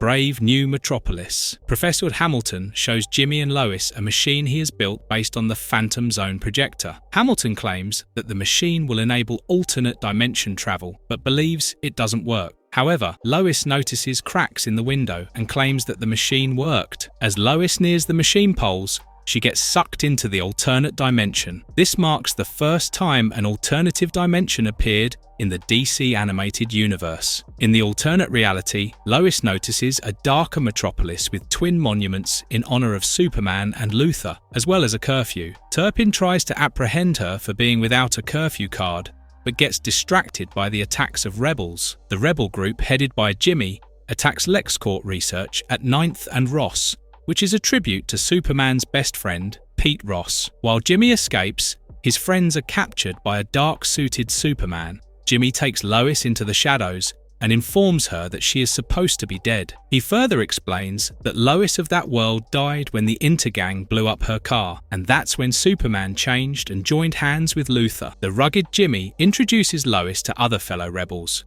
but Luthor's soldiers soon ambush them, and the kryptonite Jimmy stole is confiscated. Alternate versions of Superman serve as a major background for the Justice League and Justice League Unlimited series. Mercy Graves takes Lois to Luthor, who confirms her identity with DNA records, and Lois's personality does the rest. He orders Mercy to dispose of Lois, but when Lois and Mercy encounter Angela Chan begging on the road, it works as a distraction, and Lois runs away with Mercy's gun. As Lois gets surrounded by Luthor's people trying to kill her, Lois climbs the Superman-Luthor monument while she also gets hurt in her legs. Superman finally appears before her and is shocked. He takes Lois to her place and bandages her leg, explaining his motivation to secure Metropolis from crime. Lois also tells him that she is from an alternate world and informs Supe about Luthor. Lois then takes Superman to meet the rebels, but he is faced with some anger. This episode is included as Alan Burnett's Top Picks bonus cartoon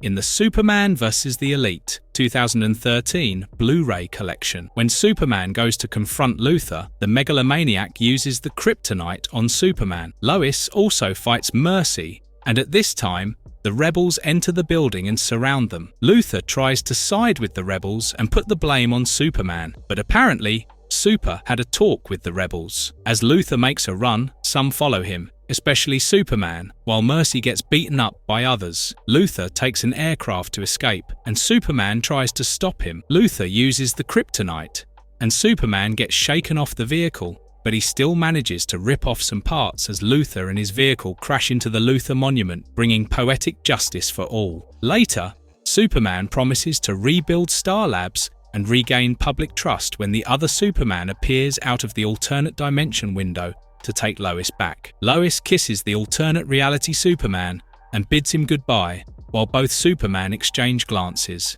As Superman flies back with Lois, she asks him out for dinner, as better late than never.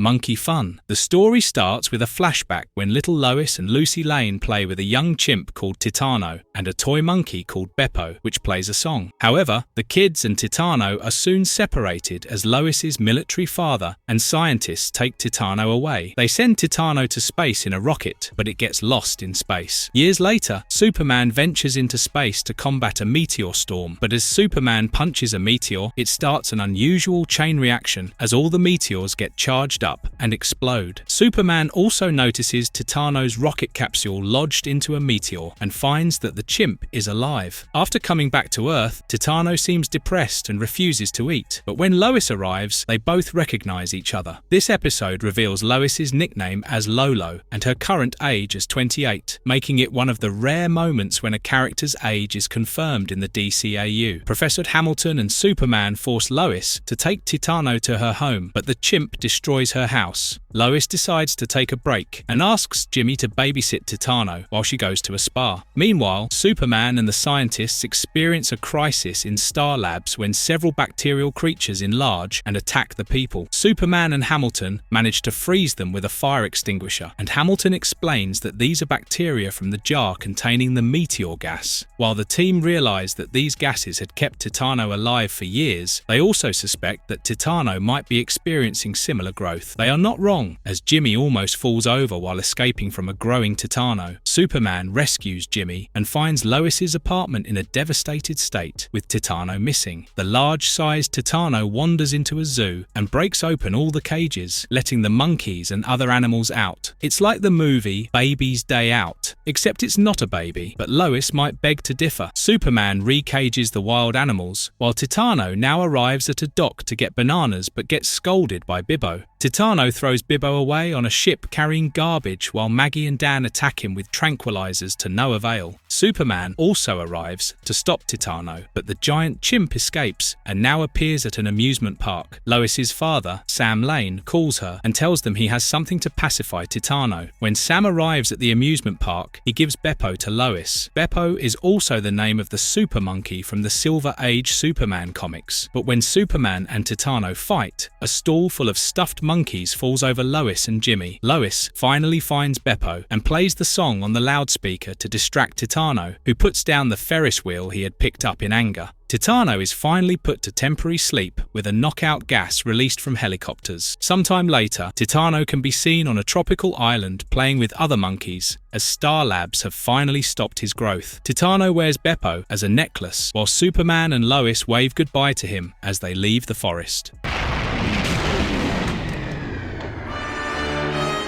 Ghost in the Machine. This very important episode begins with Lex Luthor introducing his new electromagnetic cannon, the Sky Sentry, during a press conference. Luthor informs the audience that 2 missiles are heading towards LexCorp, but the Sky Sentry will detect and disrupt the missile's guidance system. However, Luthor's men fail to activate the cannon due to a glitch, and Superman saves the day. Luthor becomes agitated and decides to investigate the matter alone, asking his loyal assistant Mercy to stay away. That night, Luthor gets a call from the perpetrator who sabotaged his event and invites him to Sector 6 of the LexCorp building. To Luthor's great surprise, the sabotage turns out to be Brainiac, who forces Luthor to build him a new robotic body to transfer his consciousness from Luthor's computer. If you remember, there was a remnant of Brainiac as alien code in Luthor's computer from the episode Stolen Memories. Brainiac also ensures that fake messages from Luthor keep his staff away from his room, so that his being missing is not noticed. The episode's title is a common phrase coined by British philosopher Gilbert Ryle to describe the concept of mind and body coordination, especially seen among AI. While Luthor slave away under Brainiac, Clark comes to visit Luthor and realizes he is not inside. Clark even ensures that Mercy is aware of her missing employer. Later, Clark discusses Mercy with Lois, who hints at Mercy having more romantic feelings for Luthor. Brainiac targets Clark by sending a missile on his way, and Clark flies away with the ticking missile until it explodes and reveals Clark's Superman costume. The blast causes the overpass to collapse, but Superman saves the concrete roads from creating a major mishap. On the other hand, Mercy finds out where Luthor has gone, but she gets attacked by Brainiac-controlled robots. Superman suddenly arrives at her aid and convinces her to show them where Luthor is. With the Brainiac humanoid almost finished,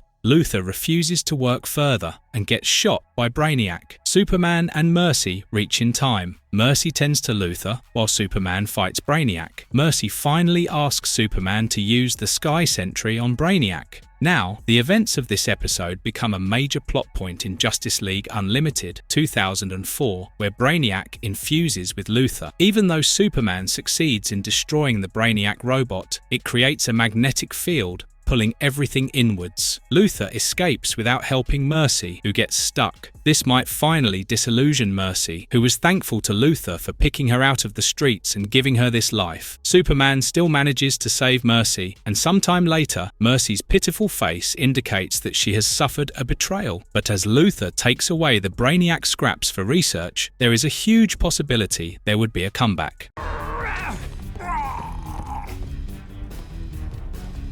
Father's Day. In Apocalypse, Dizad activates a machine that appears in Metropolis and starts messing things around in a park. Lois spots it during her jog and reports it to Daily Planet, which Clark overhears. Superman goes ahead to save Lois and break the alien sphere. In Apocalypse, Darkseid observes the developments and orders Dizad to self-destruct the sphere. After the failure, Darkseid refuses to give Dizad, Mannheim, and his son Kalibak any chance to kill Superman. Darkseid gets mad at Mannheim and sends him to work with the laborers. To cover up his own failure, Dizad manipulates Kalibak into going to Earth to kill Superman. At the same time, Jonathan and Martha Kent arrive at Daily Planet for a Father's Day celebration. It looks like Clark's little crush on Lois is known to his parents as they invite her for lunch. As Perry White calls Clark urgently, the others head to the restaurant where Kalibak attacks them. As Jonathan protests, a few boulders fall over him, but he survives. A very interesting Easter egg in this series is that the maitre d' in the restaurant looks like G. Carl Francis from Batman the Animated Series, which is voiced by George Dzunza in both shows. When Superman tries to help his father, Kalibak stops him and fights. Watching the duo fight, Martha accidentally calls Superman Clark, making Lois look for him. It gets annoying for Superman as every time he tries to go ahead and save Pa Kent, he gets sidetracked by Kalibak. Their struggle reaches a subway track, and Superman manages to knock Kalibak out. However, the mysterious alien wakes up and again stops Superman from entering the restaurant. As Kalibak claims that he is doing everything for his father, it changes something inside Superman, and Kalibak's punches stop having any effect on him. Superman's hard punch sends Kalibak far away, while Superman rushes inside, saves his father, and brings him to his wife. Superman then appears in a clearing where Kalibak falls. Darkseid finally appears to retrieve his loser son, while Superman confronts Darkseid. Although Darkseid hits Superman with Omega beams, he lives Sup alone, promising to return stronger. At Apocalypse, Darkseid tells Dizad that it is not enough to kill Superman and take Earth, but it will require the sacrifice of many lives. Wait a bit longer as the second season promises a good face-off between Darkseid and Superman, while Kara finally enters the picture. I think you got your answer.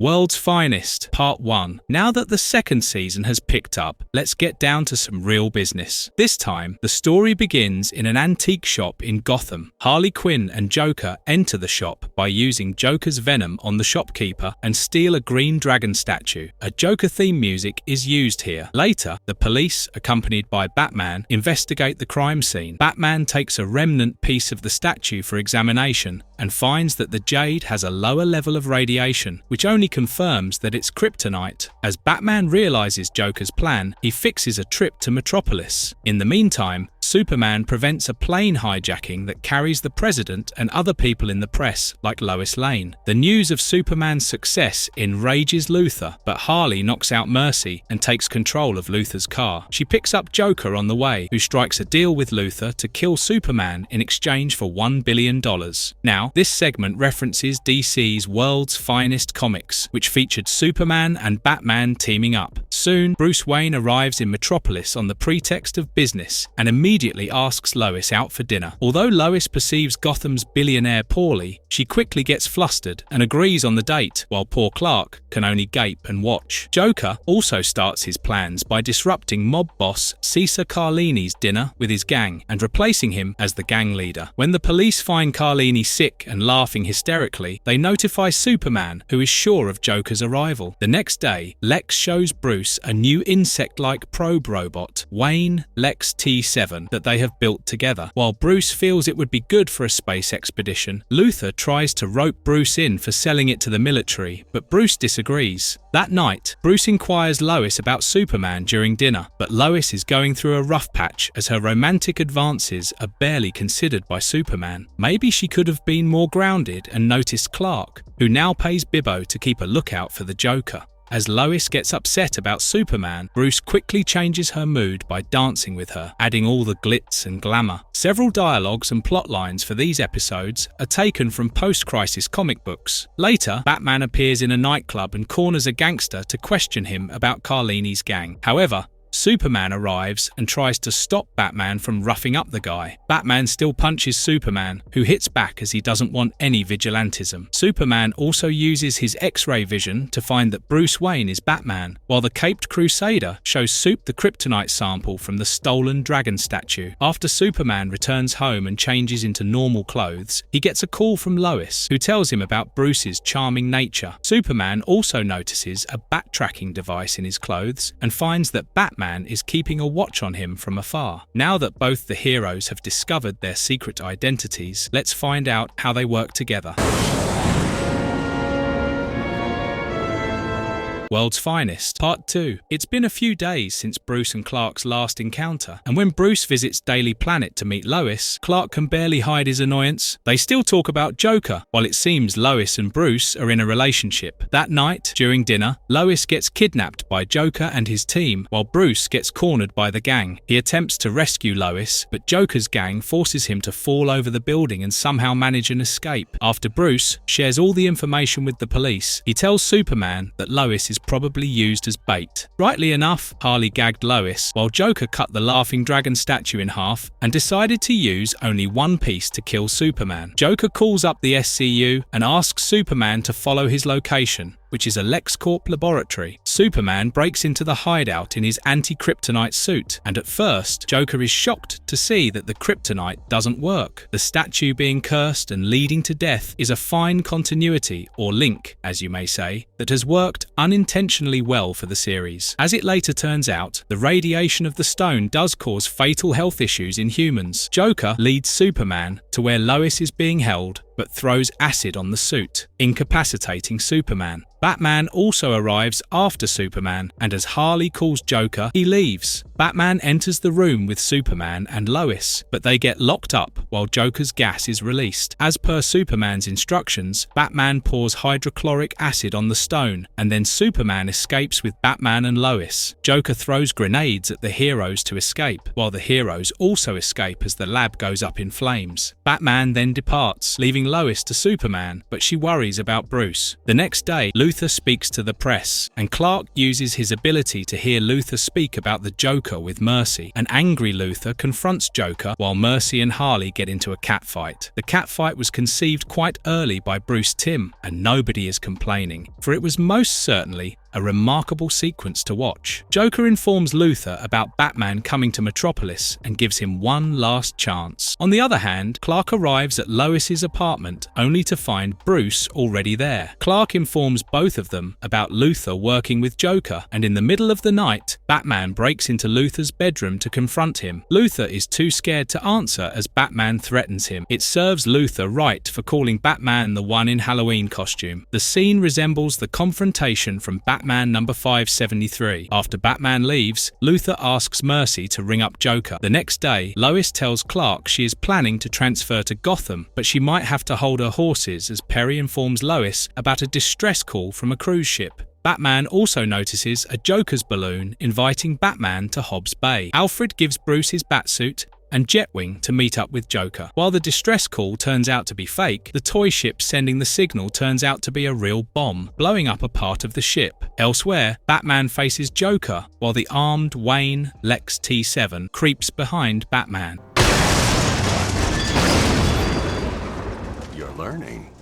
World's Finest, Part 3. As Superman saves the ship from drowning, Batman evades the spider robots. Batman's Jetwing damages the robot, while Batman flies to Daily Planet to find Clark and only finds Lois there. Knowing that they will soon be attacked, Batman tries to escape with Lois and gets cornered in the printer room. As Batman's cowl gets stuck in the press, his mask comes off, and Lois learns he is Bruce Wayne. Superman also returns in time and destroys the robot. Back in Lois's apartment, Lois tends to Bruce's wound, but she is not too happy about his alter ego, as Superman also also visits him there, Bruce decides to work with Superman and resolve the matter. Meanwhile, Luthor learns about Joker's failed plan to kill Batman and decides to meet Joker once more. The meeting occurs at LexCorp Aeronautics, and Mercy is ready to kill Joker and Harley, but the Gotham villains turn the tables and take both Luthor and Marcy hostage. Harley paints Luthor's Lexwing aircraft like a smile, although calling it a frisbee would have done more justice. While Mercy is tied to the front of a Wayne Lex T7, a tied-up Luthor is made to sit beside Joker as he flies the Lexwing. Lex Luthor, for this series and his subsequent appearances in Justice League, is modelled after Telly Savalas's portrayal of Ernst Stavro Blofeld in the 1969 movie On Her Majesty's Secret Service. Superman and Batman arrive at Luthor's base and rescue Mercy, who informs them of Joker's plan to destroy Luthor's business. While Batman flies away with Mercy, Superman fights another robot with the other half of the dragon statue tied to it. Superman manages to throw the robot out of the base as the statue breaks and the stone falls into a trench. Meanwhile, Joker starts wrecking through Metropolis and destroying LexCorp's building. As Batman tries to enter Lexwing, Joker shoots missiles at him. Batman still succeeds in entering the airship and fights Joker, while Harley flies the plane unsuccessfully. Superman reaches just in time to prevent the Lexwing from crashing, and as Superman flies away with Lex, Batman takes Harley, while Joker starts putting on parachute bags as the plane is about to explode. The crew of this series originally wanted Superman to work with the Justice League as they mixed and matched around with different characters. However, the DC president and editor-in-chief, Jeanette Kahn, ultimately discarded the idea. This happened for good as the limelight was not taken away from Supe. Coming back to the present predicament, the grenade marbles from Joker's bag fall out and start exploding. As the plane blows up entirely, Joker's maniacal laughter can be heard. While everyone considers him dead, this is rarely the case, as, like always, the body is not recovered. Angela Chan reports that Luthor is now grilled by the DA, while Bruce Wayne has severed his business ties with Luthor. As Bruce leaves Metropolis, Lois breaks up with him. Bruce asks Clark to take good care of her, while there is a promise of working together again. Krypton need missile! Bizarro's world. Lois arrives at Lex Luthor's destroyed cloning lab to investigate about Bizarro, but is denied access. Superman also shows up and informs that there is no trace of the lab or Bizarro. However, Bizarro is alive and well as he wanders around snowy lands, feeling as confused as ever when he notices a ski lodge. Bizarro breaks into the lodge and hears Angela Chan interviewing Professor Hamilton about his trip to Superman's abode, the Fortress of Solitude. Bizarro heads to the North Pole and uses his hearing abilities to find the hidden den of Superman. He assumes that the creatures Superman saved are locked up and releases a few. Bizarro even pets a lizard-like ferocious alien animal. Bizarro then comes across Brainiac's orb and the message box, which shows him a glimpse of Krypton and his life as a toddler with his Kryptonian parents and dogs. Bizarro then reaches Metropolis Culture Center and starts destroying it to make it look like Krypton. Bizarro's aesthetics are also bizarre as he breaks down a theater and calls a man dressed in a red coat Papa. This is possibly because of Jor-El's reddish attire in Krypton. The Kryptonian fashion bears a resemblance to Kirby-influenced post-crisis designs. Coming to the real crisis right now, Superman arrives at his Fortress of Solitude, which doesn't qualify by that name, as Superman notices signs of destruction and even Bizarro's footprints in front of the orb. Back in Metropolis, Maggie and Turpin of the SCU arrive as the theater is about to collapse. Lois also arrives, and as Bizarro sees her, he invites her inside. Lois agrees, and the SCU can only watch. Inside the theater, Lois gets attacked by the alien pet, which Bizarro has named Krypto, after the very real Superdog Superman has in the comics. Superman also arrives outside the center and learns everything from the SCU. Lois and Superman's calm approach to managing Bizarro surprises Dan. Superman dresses up in the anti-kryptonite suit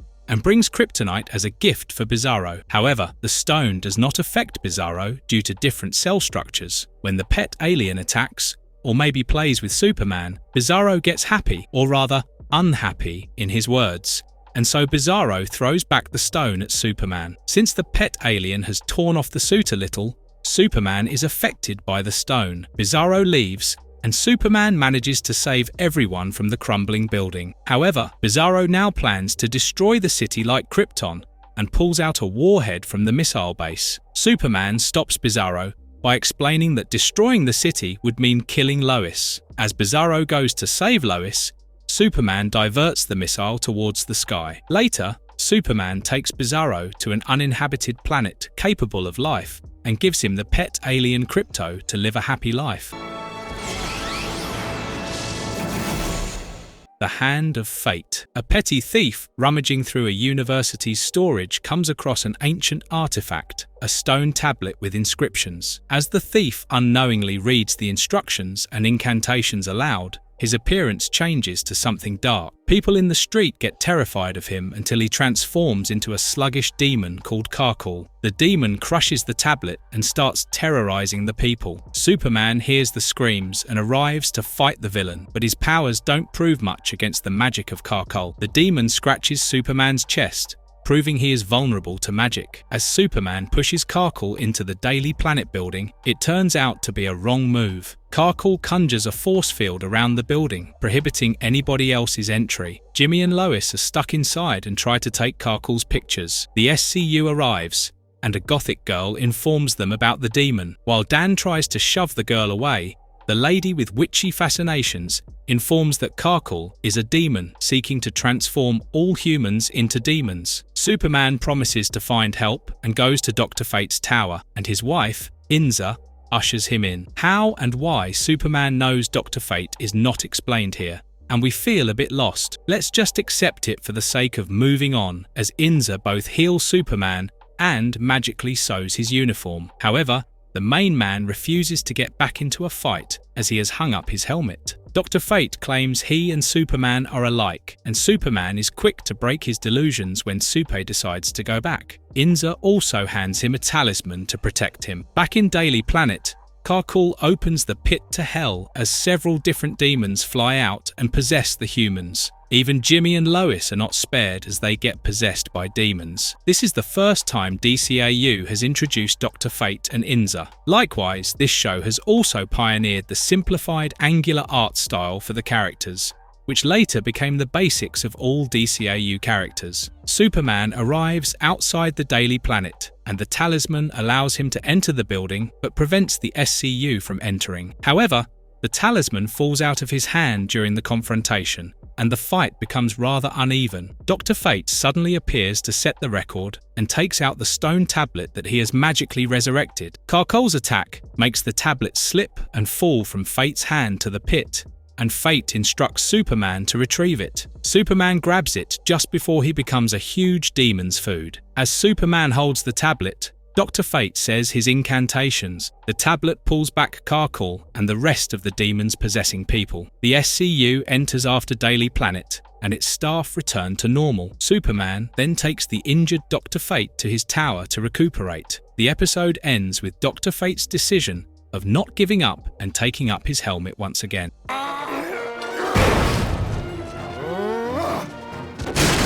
Prototype. Luthor and his never-ending inventions continue to grace the storylines as this time, the businessman introduces a LexCorp police battlesuit worn by Sergeant Corey Mills. Mills shows off the various features of the suit that make his powers equal to that of the Man of Steel. However, the inventor John Henry Irons has his doubts and warns Luthor of the side effects. It's kind of funny or lazy work, as John looks exactly like Luthor, with only skin darker. As fire breaks out somewhere in Metropolis, Mills demonstrates his abilities. Superman is also not left behind as he arrives at the spot and saves the firefighters, while Mills prevents the fire truck from falling on bystanders. Superman is glad with the extra hand, and together with Mills, he chalks out a plan to save the people stuck on the roof of the building that is about to collapse. Speaking of Superman, Dan Rieber thought that Bruce Timm's initial profile for Superman looked like Hercules from The Mighty Hercules, and now we can even see the similarities. However, Rieber showed Tim some old tapes, and some changes were made later. After Superman brings down a chunk of the building with the people, Mills rescues a cat from the fire. As Superman feared, the power gets to Mills' head as he becomes more aggressive with time. He doesn't care for human life as he starts causing more damage than necessary. Irons points out to Luthor that the suit has a psychological effect on Mills, as it is connected to his entire nervous system. But as Luthor ignores his advice, John quits LexCorp. John would later be the superhero Steel, who is the only Superman replacement used in the series, as the creator of the show did not want to use Superboy, Cyborg Superman, or the Eradicator. The news of Mills's violent behavior also worries his wife, Trish, but Mills refuses to listen to her and sneaks out at night in the suit. He attacks a chop shop and starts brutally thrashing the thugs when Superman has to come to the aid of the criminals. The SCU also appears at the spot and puts Mills on medical leave while taking the suit away from him. The news drives Mills crazy as he breaks into the SCU office and escapes with the suit. Superman speaks with Irons, and the inventor suggests that it is a jamming device Luthor possesses that will act as the suit's kill switch. Meanwhile, Mills barges into Luthor's office and asks him to stop the police from taking away the suit. Oh, did I forget to mention? Mills has started calling the suit and himself in the plural, which reminds us of Venom. It kind of works the same way as the suit, which now seems to control Mills. Although Luthor tricks Mills so that he can jam it, the plan fails, and Mills breaks Luthor's aquarium. Superman saves Luthor from being eaten by his pet shark and puts it back in the aquarium, but Mills blows up Luthor's office. Mills also shoots lasers in Superman's eyes, making him see stars for quite a while. Superman still manages to fight off the crazy sergeant with the help of his other senses and skills. The fight takes them to Star Labs, and with his vision returning, Sup finally electrocutes Mills, making him catatonic. Afterwards, Trish looks after Mills as he recovers, but that will take time, and Superman suggests John make a similar suit that will be without such malfunctions.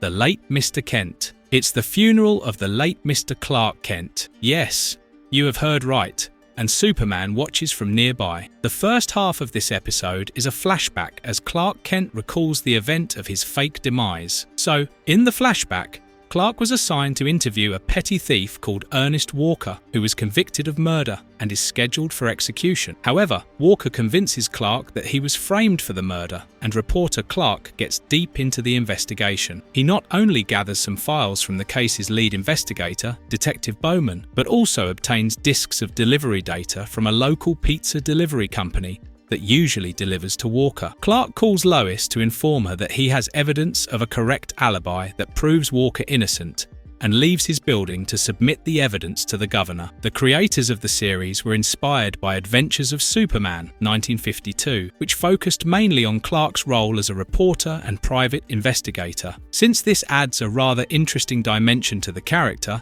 a similar trait is featured in this series. However, Clark's car blows up in the middle of the road and falls directly into the ocean. Not only is the evidence destroyed, but Clark cannot escape out of the water like Superman since a fisherman is nearby. He swims away and emerges elsewhere. Later, he brings up the car while police divers fail to find anybody. Bowman is again assigned to the case, and Lois insists on interviewing the fisherman. Superman visits his parents in Smallville, and Martha's lack of shock surprises Dan Turpin. Superman shares with his parents how he would still like to live his life as Clark Kent. To be honest, Clark has the ideal private life that might be sort of envious for others like Batman and Flash. Superman decides to keep Clark dead for a while and returns to his apartment, only to find Lois looking for some evidence that Clark may have left behind. In the present, Superman witnesses Lois tearing up about Clark, but soon they have to escape as a ticking bomb blows up. Superman puts out the fire with a large water tank from a nearby building, but he notices Bowman among bystanders. Superman and Lois plan to make Bowman confess, as they have found a police bug in Clark's apartment. The entire episode is treated as a whodunit, and the composer used appropriate music for the entire story. However, when Lois proves that Bowman is involved in Clark's murder, he throws her off the stairs, and Superman saves her. Bowman tries to escape in a helicopter and blasts off Superman, but once again, Superman catches him. Superman then breaks into the prison and prevents Walker from being executed. He directs the poisonous gas towards the sky, sparing all life. Lois publishes the news of Walker's exoneration, but just as she gets sad about Clark, she receives a call with shocking news. Lois meets Clark in Lana Lang's apartment as he pretends to be injured. Clark and Lana's bond as they laugh behind Lois is precious and charming. Clark returns and publishes the story about Bowman's upcoming execution. Unfortunately for Bowman, he realizes Clark is Superman just before he dies.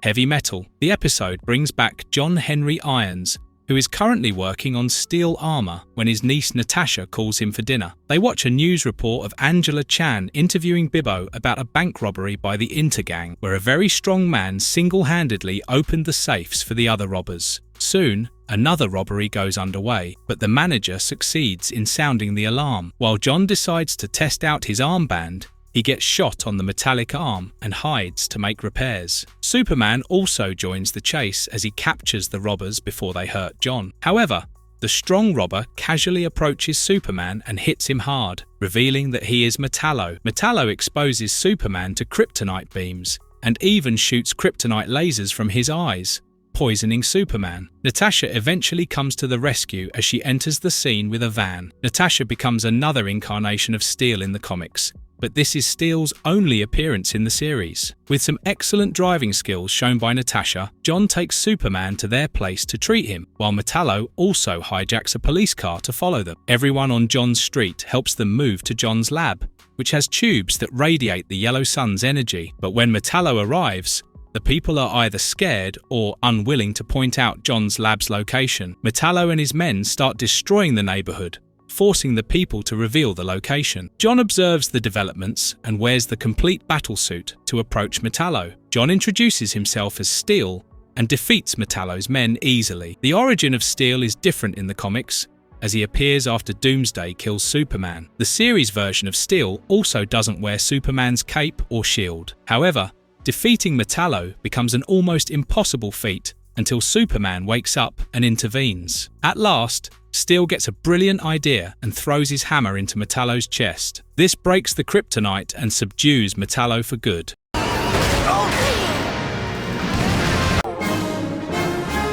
Warrior Queen. Somewhere on a different planet called Almerac, Warrior Queen Maxima fights a man named Decine and defeats him, rejecting him as her mate and the future king. Later, as Maxima takes a bath, her attendant Sazu shows her footage of Superman's fight with John Corbin in Lexosuit from The Last Son of Krypton Part 3. Maxima falls for his good looks and strengths as she decides to make him her betrothed. After Maxima teleports to Earth, Decine and Sazu plan to remove Maxima from the throne. Sazu is in love with Decine and, at the same time, feels that Maxima is ignoring her duties as a ruler, but she can't shake the feeling that she is betraying her lady. Meanwhile, on Earth, Maxima fends off creeps and hears Angela Chan reporting about Superman. Maxima bursts into the studio and claims herself as Superman's betrothed. She also starts breaking things and terrorizing people until Superman arrives at the spot. Superman rejects Maxima's proposal,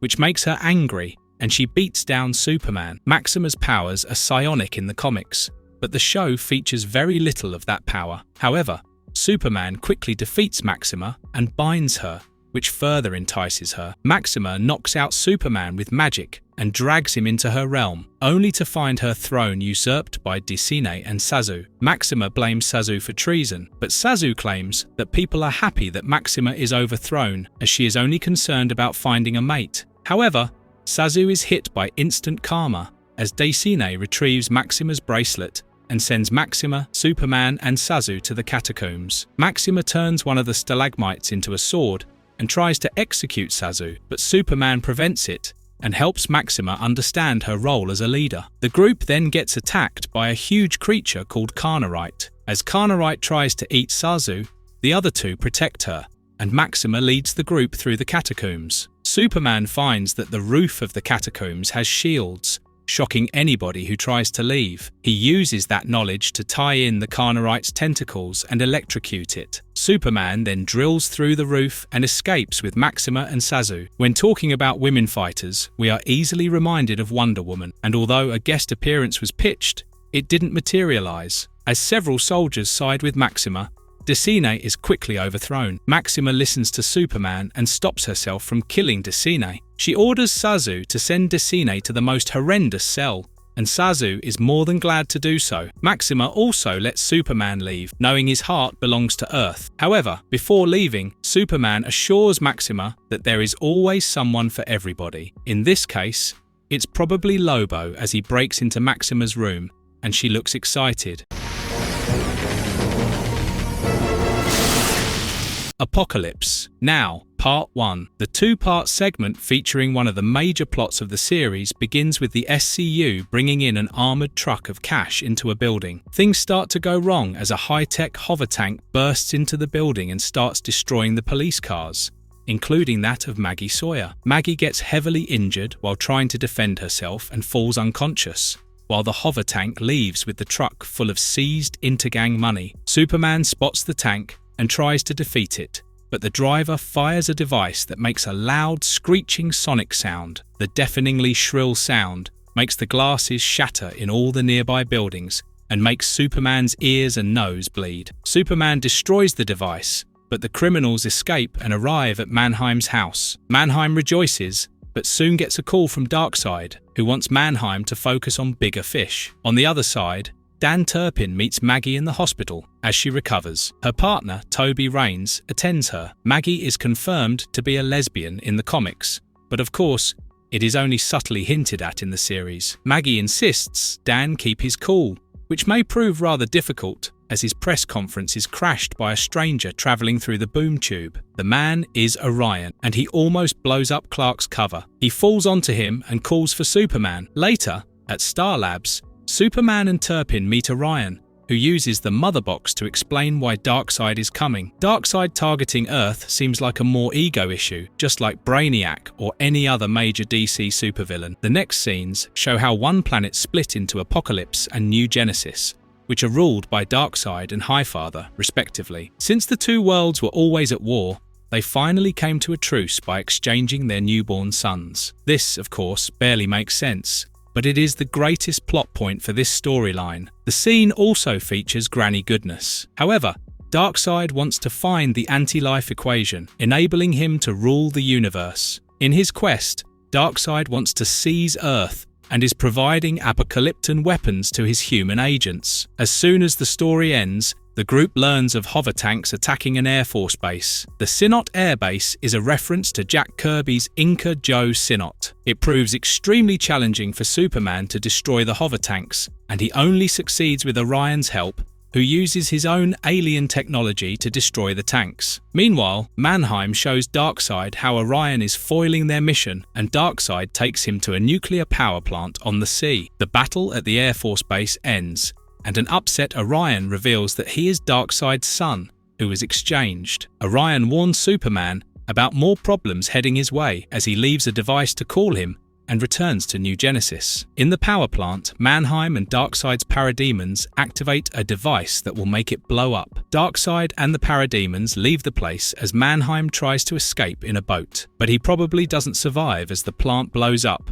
while Superman and Turpin watch the mushroom cloud from ashore. Apocalypse. Now, Part 2. The nuclear plant explosion turns the sky red, and Professor Hamilton explains that the fire is likely to reach Earth's core, which will cause more explosions on Earth's crust, making large craters like Apocalypse. Meanwhile, in Apocalypse, Kalibak congratulates Darkseid and offers to finish off Superman for his father, but Darkseid refuses and summons his General Steppenwolf to do the job. The title of this episode is taken from Francis Ford Coppola's classic movie Apocalypse Now. Coming back to Earth, Superman finds the device to call Orion broken and heads alone to stop the fire from spreading. He encounters Steppenwolf and his army of parademons on the way. Lois and Jimmy also arrive at the location as Boom Tubes brings in more parademons. Lois tries to help Superman, but he gets attacked by a host of parademons. While Superman manages to fend off the pests, Turpin arrives with missiles attacking Steppenwolf, As Turpin and the whole SCU handle the situation, Superman arrives at Ayers Island. This is yet another tribute to Inca Dick Ayers, and there are several other references to Kirby's frequent collaborators. Superman drills the island and the ocean floor so that the ocean water puts out the power plant's fire. This extreme feat drains Superman as he comes up for air in each interval. When he goes to a cliff for rest, Darkseid approaches Superman and asks him to be Darkseid's knight. Superman refuses, and Darkseid attacks him with Omega beams. The fight in Metropolis Plaza rages on as Jimmy shoots pictures while Turpin shoots down parademons with great expertise. Darkseid now appears in the Metropolis Plaza with an injured Superman, restrained as a decorative piece on his tank. Darkseid commands the people to submit before him, but Turpin and the people oppose him. Turpin also shoots at the restraints, enabling Superman to get free. Kalibak also makes a stupid attempt at defeating Superman, but before an all-out war breaks out, several new gods and others from New Genesis appear with Orion as the leader. Orion informs his father that the High Father has decreed Earth to be in his protection, and attacking Earth would breach the treaty. Darkseid feels proud of his younger son, and yet calls him disloyal and leaves. Turpin mocks Darkseid as he leaves, and this becomes the greatest tragedy in the series. Darkseid blows up Turpin into dust before disappearing through Boom Tube. The show's creators wanted to kill Martha and Jonathan Kent instead, but DC argued that it would require reviving the characters for later plots, so the idea was abandoned. It still adds substantial drama as Superman breaks down in agony. Once again, we are in awe at how Tim Daly delivered. Superman beats down the empty tank as everyone watches silently. The death also shocks Maggie, and later, during the funeral, it is attended by everyone, including characters created by Kirby and his friend Stan Lee. The funeral is presided over by a real rabbi, and as Superman bids Turpin goodbye, his epitaph reads, "Earth's greatest hero, little girl, lost." Part 1. The final two-part segment in Season 2 begins in space as Superman studies the devastation around his original home, Krypton. He fails to find any form of life but gets a distress signal from the edge of the system. Superman goes to investigate and finds the cold and frozen planet of Argo. As Superman enters a frozen lab, he notices a frozen doll and a recorded message from Argo's former chief physician, Kala In-Z. Kala informs Superman that Argo was a sister planet to Krypton,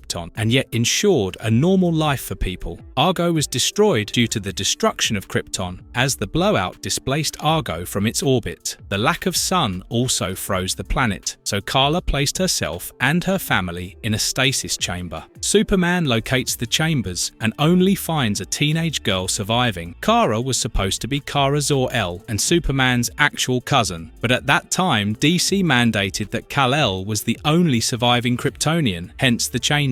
Clark brings the girl, Kara, home, and as she flies around the farm in broad daylight, Clark pulls her down. Kara's mother's surname and the planet Argo are little links that remain to the character's pre-crisis origin. Clark's parents have well accepted Kara, and when they discuss the rising crime of Intergang, Kara becomes interested. Back in Metropolis, Lois and Jimmy attend an electronic device expo when a young girl and boy threaten the people and steal a crate. Superman stops them, but the duo wields new technologies like flying discs and individual fire and water lasers. The teenagers escape by distracting Superman with Lois and go to Hobbs Bay to meet their recruiter, Granny Goodness. Granny Goodness sounds masculine in the series, as it is voiced by Edward Asner and it remains iconic today. Back in Daily Planet, Kara meets Clark, dressed in a wig and glasses. It is a pretty common costume for Kara, as she has hidden her secret identity in comics and other media through such measures. This makes more sense than Clark's glasses. Superman asks Kara to refrain from getting involved, while Lois refuses Jimmy to accompany her in the Intergang investigation. Kara overhears the conversation and joins hands with Jimmy,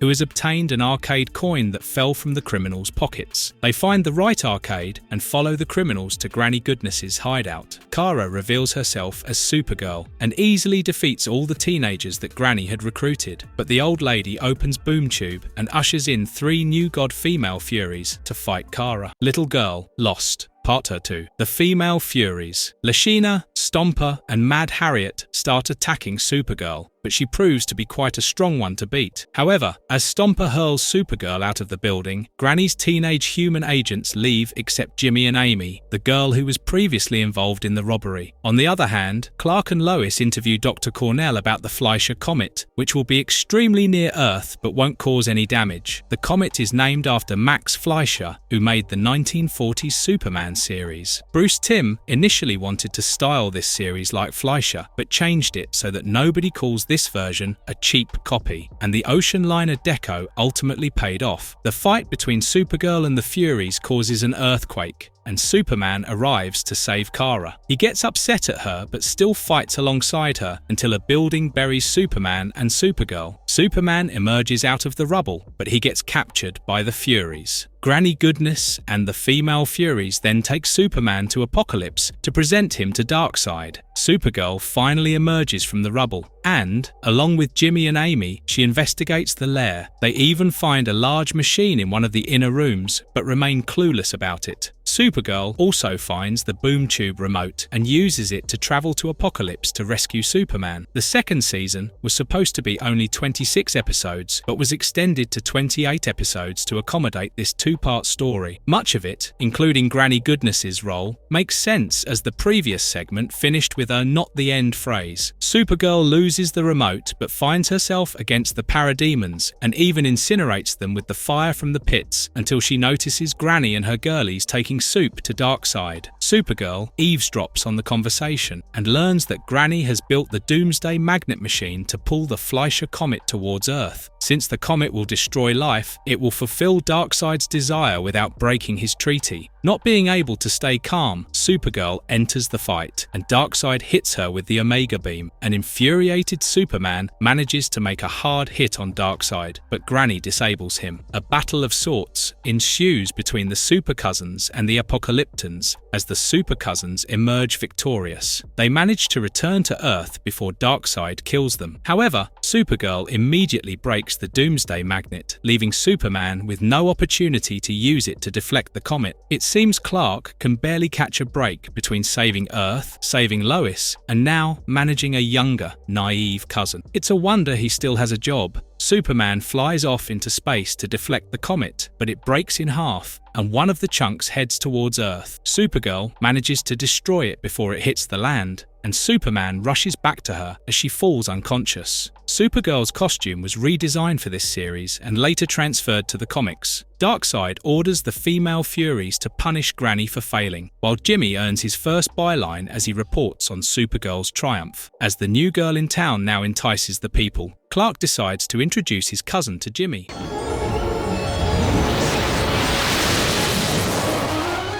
Season 3, Where There's Smoke. At the beginning of the episode, we see people trying to get on a boat that is holding a special private event. The guard doesn't even allow people who bribe him, but lets a very stunning woman in. Inside the boat, Jimmy and Clark cover the rare nautical collectibles when they notice the flaming woman entering. As Jimmy takes photographs of the woman, his camera roll burns. The woman gets into the washroom, removes her disguise, and sets fire to the boat by throwing flames from her hand. Clark soon changes into Superman and saves the people, and Volcana takes the opportunity to steal the collectibles. When he tries to save Volcana, she throws him off with fire, and Superman puts out the fire using a propeller. Later, he returns as Clark to investigate the ruins, but the guard stops him. As Clark walks through the street, he senses someone following him. Clark hides and watches as the man disappears through a phone booth. Clark realizes the government is involved, while the stalker enters a secret section of a government building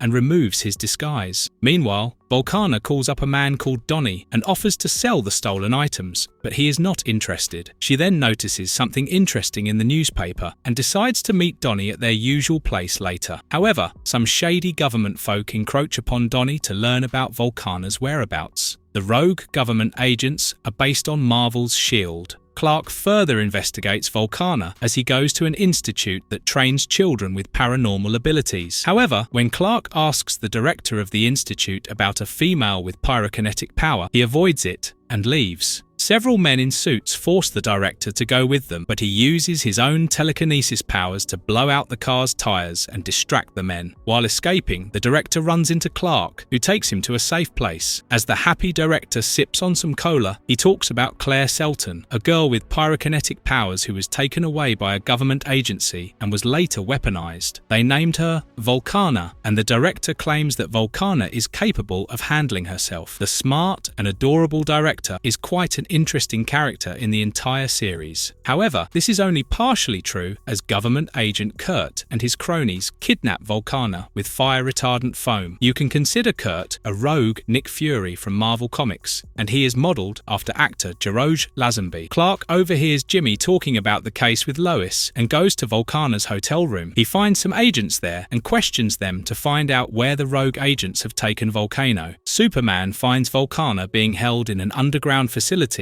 in an underground tank of inert gas. Kurt had planned to sell Volcana to a foreign government for study. Superman enters the facility and reveals that Project Firestorm involving Volcana lost its funding years ago, so everything that Kurt and his men are doing is for their own profit. Superman fights with the agents and also helps Volcana escape while she protects Superman from being hit by the agents. Volcana goes after Kurt, and she gets enraged when Superman tries to stop her. As the place is littered with hydrogen tanks, she accidentally blows up the place but falls unconscious. Superman rescues her, and later we find that Superman has relocated her to a remote island. Superman has given her all the amenities and even lets her flirt with him. Just do it. Nighttime. Superman stops Roxy Rocket as she flies through Metropolis. She informs Superman that Batman is missing from Gotham, giving rise to crime and mayhem. The story now shifts to Gotham, where Robin single-handedly tries to stop a robbery in the Diamond District. Just as Robin realizes that he might be outmatched, help comes from Superman, who has arrived in the city. Robin informs Superman that Bruce claimed to be away on business, but neither Batgirl nor Nightwing believes it. An old man, Ghul something, to be involved in his abduction, which could only mean Ra'as al Ghul. As the bat signal appears in the sky, Robin tells Superman that it increases crime since Batman doesn't show up. Superman promises that Batman will show up this time, and in a hilarious turn of events, Super dresses as Batman to answer Commissioner Gordon's call. Gordon shows him a picture of Bane returning to Gotham, and Robin helps Supe identify Bane. Clark's attempt to become Batman works fairly well, as he mimics the voice but looks burlier. Superman and Robin return to Wayne Enterprise, and Robin points out that Bruce is smiling in his video message. This is odd, even for us, and Superman suddenly notices nanites in the official papers present in the room. Superman realizes that Bruce might be under somebody else's control. Supe and Robin then interrogate Penguin about the Mad Hatter. However, this required Robin to train Supe with some intimidation techniques. Penguin informs them that Mad Hatter is now meeting up with the Riddler and Bane. This episode marks the last Hatter in the DCAU and aired 1 week after the death of Roddy McDowall, who voiced the role. Superman cosplaying as the Dark Knight, and Robin barges into the trio's meeting. This time, it becomes fairly easy to defeat the three villains, as Superman's superpowers help him survive Bane's brutish attacks, while Robin also manages to one-up the Riddler. Superman and Robin also finally catch up to the Mad Hatter, who examines the nanites and confirms not his, but of alien making. Robin's look of disgust at the thought of aliens kidnapping Bruce might be offensive for Superman, but hilarious if you think of weird green men. Superman filters Bruce's message and detects the background sound of a rocket exhaust, where they notice Bruce heading a group of scientists on a secret project. Bruce asks the scientists to leave when he meets up with Brainiac, who is hiding in the lab. Supe, dressed as Batman, confronts Brainiac and fights him, but Brainiac's attack burns away the Batsuit, revealing him to be Superman. Brainiac for this series is mostly based on the Silver Age version. Brainiac still manages to escape in the rocket that mind-controlled Bruce made for him. Superman follows Brainiac out into space and succeeds in destroying both the rocket Rocket, and Brainiac. When he returns to Earth, Bruce Wayne is out of the mind control. Later, Bruce recovers as the nanites start to dissolve, but Superman warns him to thoroughly clean his systems as Brainiac tends to leave parts of himself in secret codes. Superman finally leaves Gotham after complimenting Robin. However, this is not the last time we will see a Batman-Superman team-up, as the final season brings various known and surprising Justice Leaguers into the plots. These adventures will include the birth of a Green Lantern and stopping a war with the Atlanteans. Some petty villains also make toys around with Superman.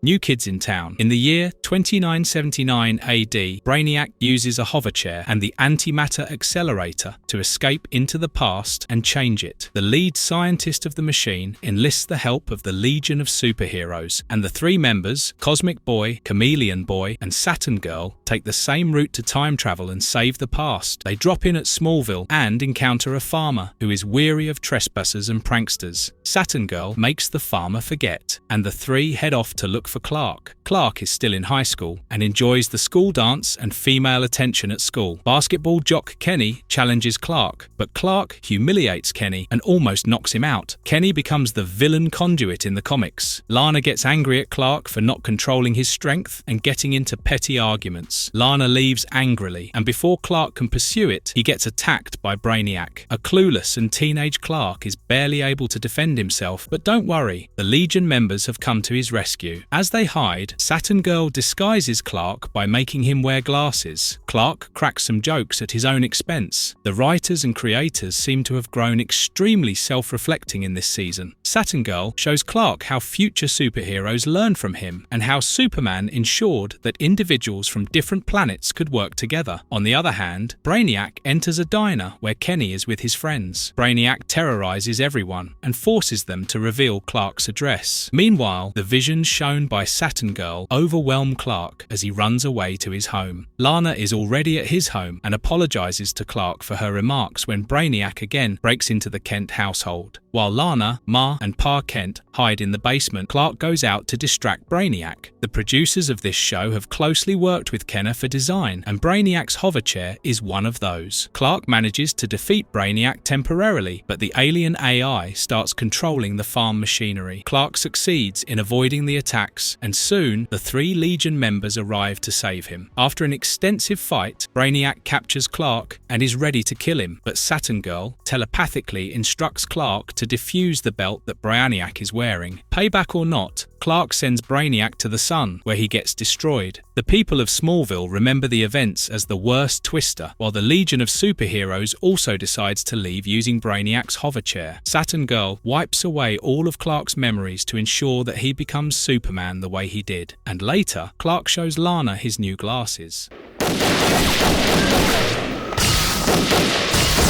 Obsession. Once again, Clark and Jimmy are on the job to cover Lana Lang's fashion show, in which the public eye is on supermodel Darcy Mason. While even Clark is in awe of Darcy, there might be someone else after the beauty, as three life-size toys enter the event. Superman gets rid of the cowboy and knight toy, while the astronaut toy grabs Darcy and leaves. Superman destroys the toy robot and saves Darcy, but he tells Lana that Darcy might be hiding something. During the event, a small glimpse of Billy Batson can be seen among the crowd. There were plans to introduce Captain Marvel or Shazam in the series, but they were abandoned due to rights and licensing issues. Meanwhile, Darcy's secret admirer is revealed to be the Toyman, who is completely obsessed and has made new plans to capture her. Clark visits Darcy's apartment but finds it empty. He sneaks into the room from the balcony and finds every wardrobe and refrigerator suspiciously empty. Darcy enters the room and is about to call security while Clark informs her that he is Lana's friend. Their conversation is cut short when a large toy kangaroo enters the room and tries to kidnap Darcy. It throws Clark off the balcony and he comes back as Superman. The altercation leads to Darcy falling against a mirror and her face getting hurt. As she hides her face and escapes, Superman destroys the kangaroo. The real surprise comes when Lana notices Darcy repairing her robotic skeleton and skin. Lana confronts Darcy, who confesses that she is a doll created by Toyman as a companion. However, Darcy doesn't want to live a life that is so boring. It feels like Darcy was DC's Dark Barbie before it was Harley. As Lana tries to call the police, Darcy tries to kill Lana and accidentally sets fire to the office. Darcy escapes, while Superman arrives and saves Lana, who informs him about Darcy's truth. Darcy then goes to Toyman's hideout to confront him. However, Toyman still controls Darcy and prevents her from attacking him as he proceeds to make more adjustments to her. Superman also arrives at the hideout and finds Darcy held captive in a large toy box. This story arc continues in one of the episodes of Static Shock, and Toyman again appears in the Justice League. Toyman traps Superman in a laser cage as he initiates a game where Superman has to fight the Death Fist ninja. The pointless fight starts to annoy Superman, and his intelligent mind quickly solves the moves. He starts anticipating the attacks and fights back. This fries Toyman's console, and he escapes with Darcy in a toy-like helicopter. Superman pursues them, but Darcy destroys the helicopter and it falls into the ocean after exploding. The police fail to recover Darcy or Toyman's body, and sometime later, Darcy is seen taking a train to another city. I play! Why bad men shoot at me? Little Big Head Man, Bizarro, is living peacefully on his distant planet as he plays make-believe with stone and plants. In hindsight, it's a bit pathetic, and Mr. Mxyzptlk wants to use that as a tool. He shows Bizarro a fake video of Superman, Lois, Luthor, and Supergirl making fun of him. As Bizarro heads on to Earth, he quickly realizes that he can't breathe in space, and Mxyzptlk teleports him to Earth. Bizarro starts terrorizing people in Metropolis to look for Superman, until Mxyzptlk suggests looking for Superman in the Daily Planet. Bizarro enters the office and grabs Lois, but as Clark steps forward to stop him, Bizarro pushes Clark out the window. Clark comes back as Superman and tries to talk to Bizarro, but he won't listen. Their battle brings them to the road, where Superman finally comes up in front of Mxyzptlk, who claims he is not attacking, but may have influenced Bizarro. If you have ever wondered about the toy line of this show, let us tell you that some show-related Superman variants,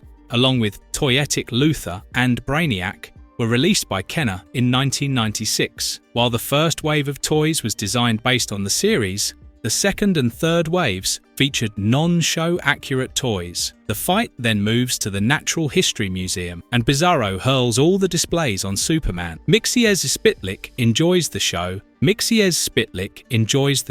but Gizpit Lesnes now appears to warn Mxyzptlk about the tribunal punishing him for going back to his words. The tribunal soon captures Mxyzptlk and accuses him of cheating and lying, but Gizpit Lesnes defends him futilely. Gizpit Lesnes tries to defend her husband by saying that Mxyzptlk has a mental condition of obsessing over his enemy, but the fifth dimension lords are quite embarrassed by Mixie's deeds and want to punish him. Mixie's won in terms of having the best wife, but as the lords turn her into a tree, it tells much about the world. The tribunal sentences Mixie to live as a one-dimensional being and do at least one good thing to help him regain his powers and return to the fifth dimension. As Mxyzptlk returns to Earth, he finds that the Superman vs. Bizarro fight is continuing. The fight is awfully stretched, for it shouldn't be difficult for Superman to take down Bizarro of all people. It's even more weird that Bizarro manages to trap Superman with steel cables and iron bars from an electric tower, which shocks and weakens Superman. The SCU arrive at the spot and hits Bizarro with sound waves.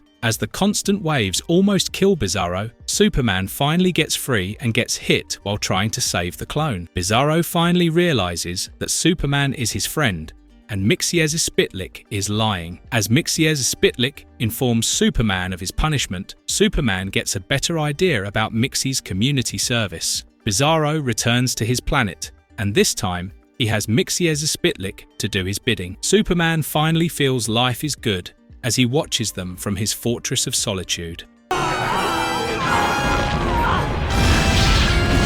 Absolute power. Superman has turned astronaut as he is on a mission for Star Labs to send a probe into a black hole. He notices a ship on the course of the black hole and rushes out to save it. Superman takes the spaceship back to its home planet by following the gas trail left behind by the ship. However, once they reach the planet, the crew gets scared at the sight of Superman. He grabs hold of a woman and inquires why they are so afraid, but the woman retorts that he should be afraid too. Superman soon gets attacked by several aircraft, and he manages to subdue them until he gets surrounded by the soldiers of the planet. To his great surprise, Superman finds out that the planet is ruled by Muller and Jax-Ur. Before we proceed, let me share another interesting tidbit. This series was supposed to coincide with a movie called Superman Lives. Unfortunately, it stewed in development hell for years until it was released as Superman Returns in 2006, which has been seriously underwhelming. However,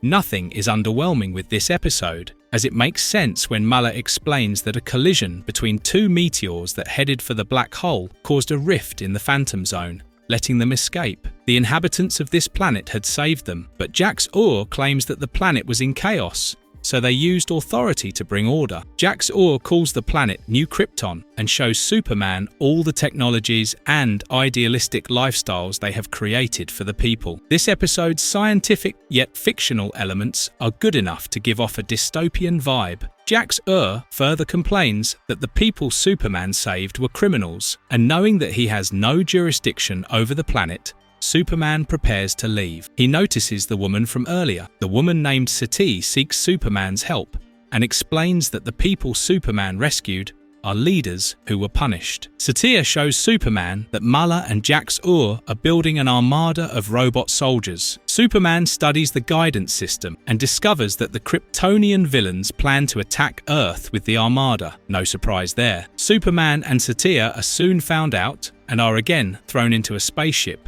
to be thrown into the black hole. As Jax-Ur marvels at the black hole, a soldier called Alterus informs Jax-Ur and Muller that the ship is experiencing gravitational anomaly and pulled off course, which forces Muller and Jax-Ur to investigate. Alterus is voiced by Carl Lumbly, who also voiced Martian Manhunter in the Justice League 2001 and Justice League Unlimited 2004. Muller, as a sleazy woman fawning over a disinterested Alterus, adds some quirk to the characters. It gets interesting that Alterus turns out to be a hero in disguise, as he has lied and arrives to help Superman and Satya. Superman lets Alterus and Satya escape as he goes to confront Jax-Ur and Muller. As the ship gets destroyed, Jax-Ur gives Muller a breathing mask, and she takes Superman into space to fight so that he can suffocate and die. However, Superman finds an escape pod, and as the villains try to snatch it, they get accidentally thrown off. While Muller and Jax-Ur get sucked into the black hole,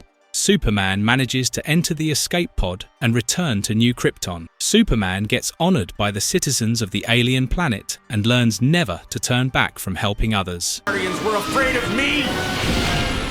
Why they took my ring away?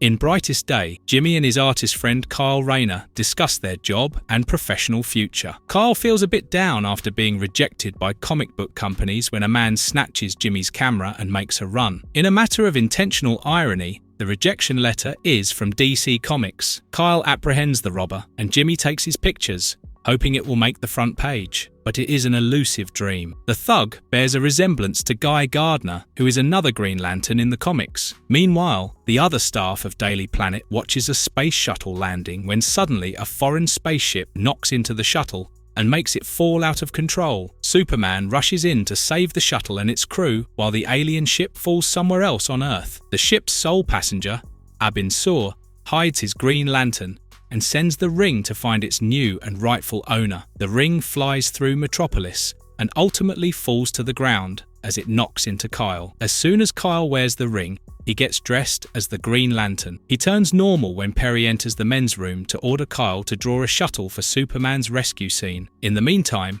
Superman arrives in front of Abin Sur's ship. Before dying, Abin Sur asks Superman to help the Green Lantern. Almost immediately, Sinestro appears before the ship's ruins and asks Superman to give him the ring. He refuses to listen to Superman and thrashes him until he realizes Superman is telling the truth. Sinestro punches Superman to the ground and leaves, but killing the Man of Steel is not easy. The Green Lantern battery appears to Superman and takes him to Oa, where the Guardians of the Universe address him. The Guardians pay their respect to the fallen hero Abin Sur and explain Sinestro's plans to kill all Green Lanterns by destroying their rings. One thing that must be said is that the creators worked quite well to build the premises for the Justice League and other DC animated series that followed. Back in Daily Planet, Carl finds it difficult to control the ring, and as he goes out, He saves a child and a man from a tragic accident and quickly gains attention. Sinestro appears at the spot and demands the ring,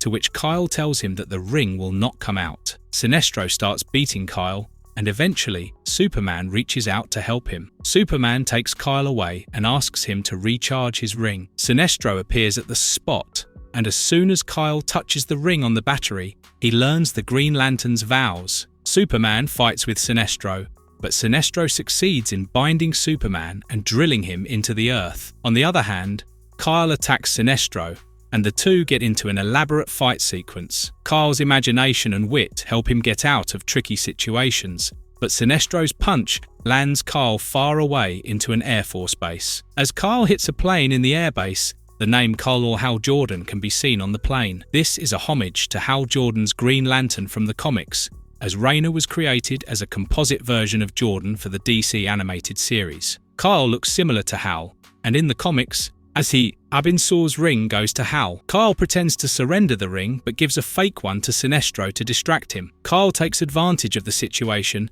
and sends Sinestro into a giant Green Lantern battery that explodes and throws Sinestro against the mountains. Superman also gets free of his restraints, removes Sinestro's golden ring and crushes it. The Guardians assign Kyle the Green Lantern of Sector 2814, but Kyle doesn't believe he has the potential. Superman convinces him that he is worthy, as Kyle's imagination is his greatest strength.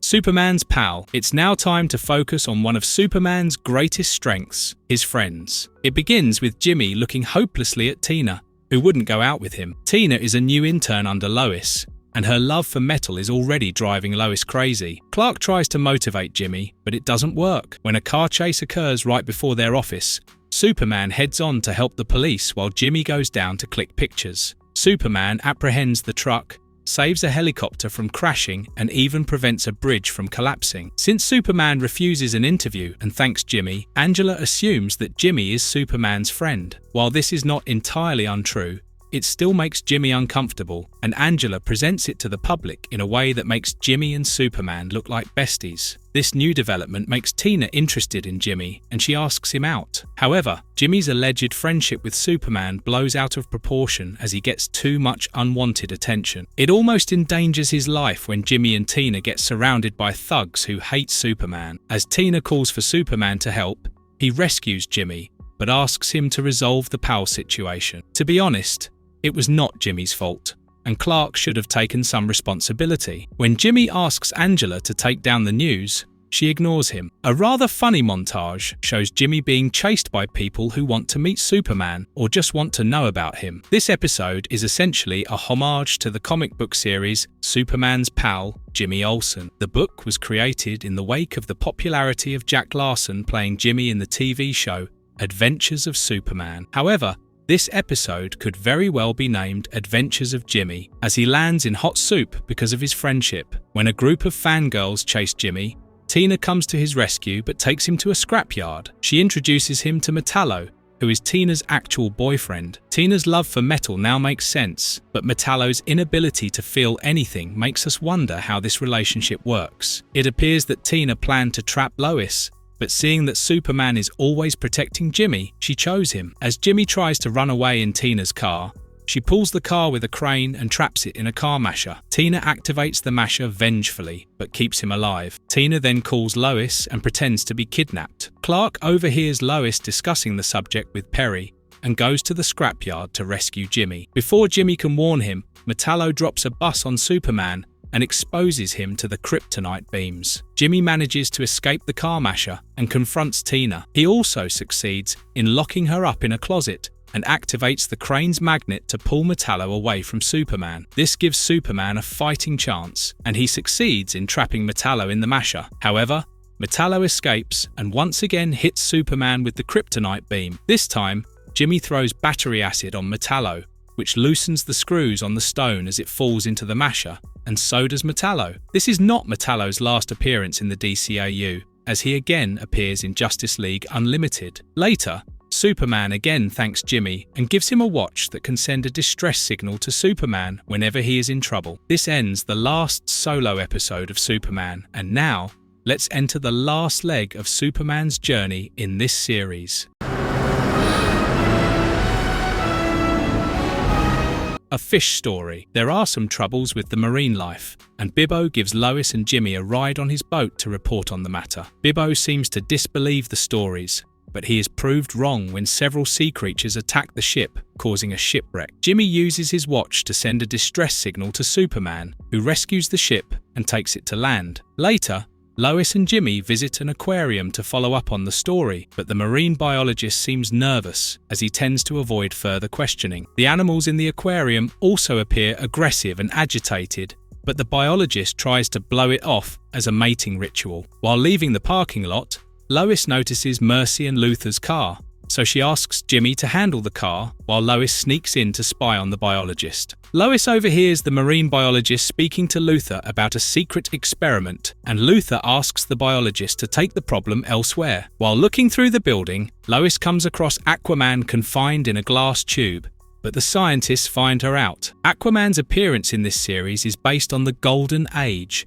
but it drastically changes in Justice League and Justice League Unlimited. On the other hand, Jimmy can barely handle driving the car and rushes back to Daily Planet after his call with Lois gets abruptly cut off. Jimmy tells Clark everything, and he heads out to find her. Meanwhile, Luther berates the scientists for taking Lois captive along with Aquaman and orders them to dispose of them. Aquaman also tells Lois about Luther testing weapons underwater, which endangers human life. Aquaman warns Lois that if Luther doesn't stop, it will mean waging war against Atlantis. As Aquaman and Lois are brought out to be killed, Aquaman uses his abilities to instruct the seagulls to help them get free. Lois and Aquaman try to flee on a motorcycle, but Luther's thugs pursue them and the two jump into the ocean. Lois riding the bike with Aquaman on the back is one of our favourite scenes in this season. While Aquaman hides underwater, a shark seemingly eats Lois. Superman arrives at the spot and beats the thugs while the shark emerges with Lois alive. As Superman brings Lois out of the water, Aquaman takes his leave without a word. Aquaman and Superman's relationship is more angsty than that of Superman and Lois, something that will probably change in the near future. Superman then takes Lois to Luther's ship,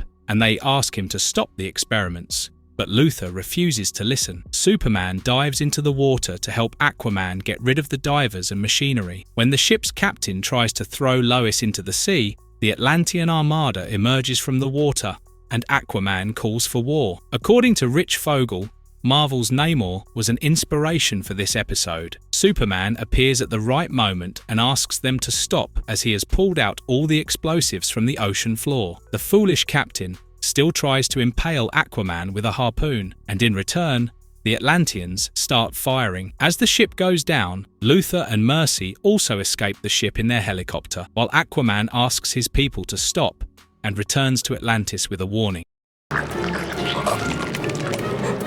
You are nothing. Unity. It's spring break, and Kara is all set to spend her holidays in Metropolis with Clark. Kara can barely keep her calm, as Ma and Pa Kent remind her to act more normal like humans. She finishes her chores at lightning speed, and the Kents accompany her to the bus stop. As she gets on the bus, Kara accidentally shoves into a creepy-looking reverend. Kara ignores her uneasiness and heads into the city. As Kara writes a letter to the Kents about her experiences in the city, a batch of images shows her spending time with Clark and Lois, meeting celebrities, and even fighting Volcana as Supergirl. However, it's soon time for her to leave, and on the way back, Kara feels irritated by the mundane things like children crying or couples arguing about turnips. She gets down at nowhere and runs back home to Smallville. Ma and Pa Kent act weird, and as they take Kara through the town, she notices that all the houses look abandoned. The Kents take Kara to a circus where the Reverend preaches about unity, but it turns out to be a grisly alien creature that connects with every Smallville citizen,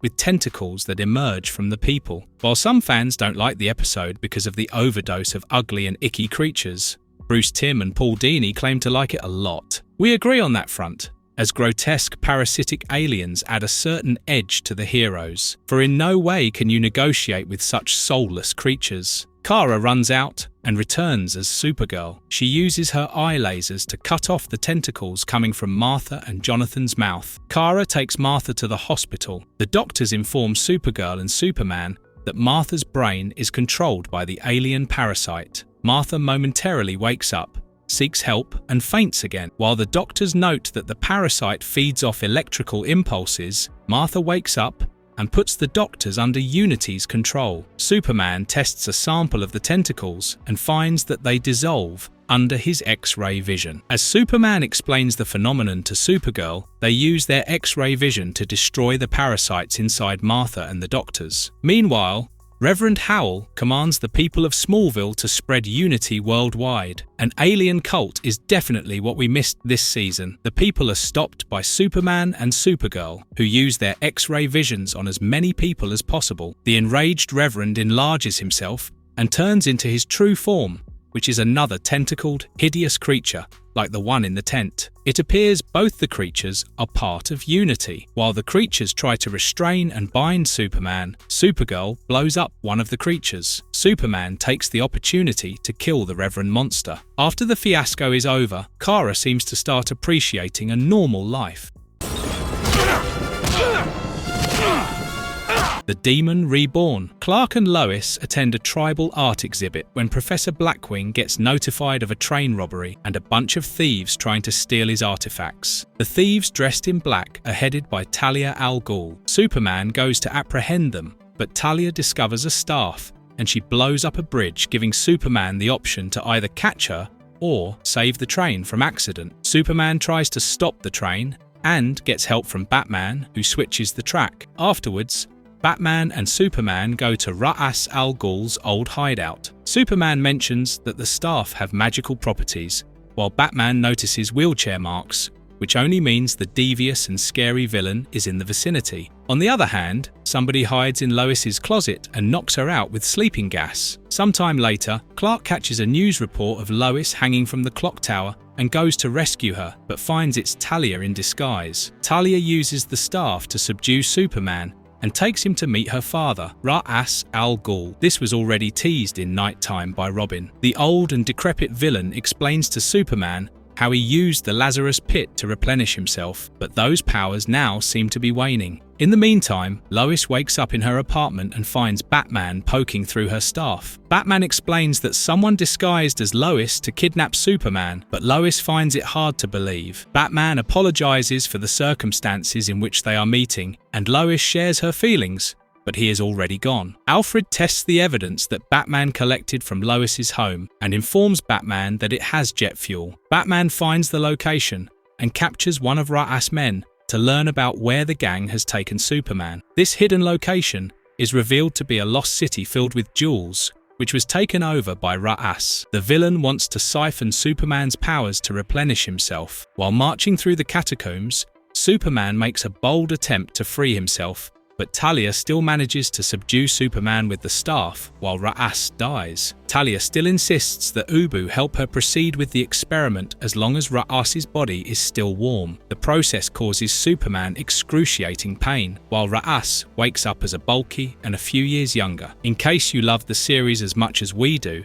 there is a spin-off comic based on the series called Superman Adventures, which ran for 66 issues and made all of Superman's appearances in Batman Adventures non-canon. Speaking of Batman, the process is cut short by Batman's intrusion, which helps Superman escape his restraints. Superman destroys the magical stone in the staff, and the heroic duo succeed in triumphing over the villains. When Talia almost falls off a cliff, Superman gives Ra's the choice to either save Talia or punish Superman. As the father chooses his daughter, both fall into an underground river. Ra's returns in Talia's body in a Batman Beyond episode, Out of the Past. Do check out our channel for an exploration of the Batman Beyond series. The rest of Ra's people escape, while Superman also picks up an unconscious Batman and escapes the place. Superman deduces that Batman and Talia were an item, which is not surprising at all. However, the events of the day become the grounds for stronger friendships in the future. Of the invasion leader's identity. Superman. Legacy, Part 1. It is the last segment and story arc of the series. and it begins on a faraway planet where an apocalyptian armada attacks an alien race. The aliens fail to stop a mysterious warrior advancing upon them, and the ruler hands his scepter to him. The soldier returns to Darkseid, who congratulates the warrior on his victory. A face reveal of the warrior shows it's Clark, but Darkseid calls him his son, Kal-El. Darkseid promises to gift his son his own planet to rule, but Kal-El must win the planet himself. It's no surprise when the planet is revealed to be Earth. Meanwhile, on Earth, Supergirl controls a robot, Superman and a robot, Clark, from the Fortress of Solitude. The only other people who know about Superman being missing are Ma and Pa Kent. Back on Apokolips, Kal-El wakes up from a vivid dream where he finds Lois, Ma, Pa and Jimmy in chains surrounding him, and he gets attacked by Superman. Lashina takes Kal-El to Granny Goodness,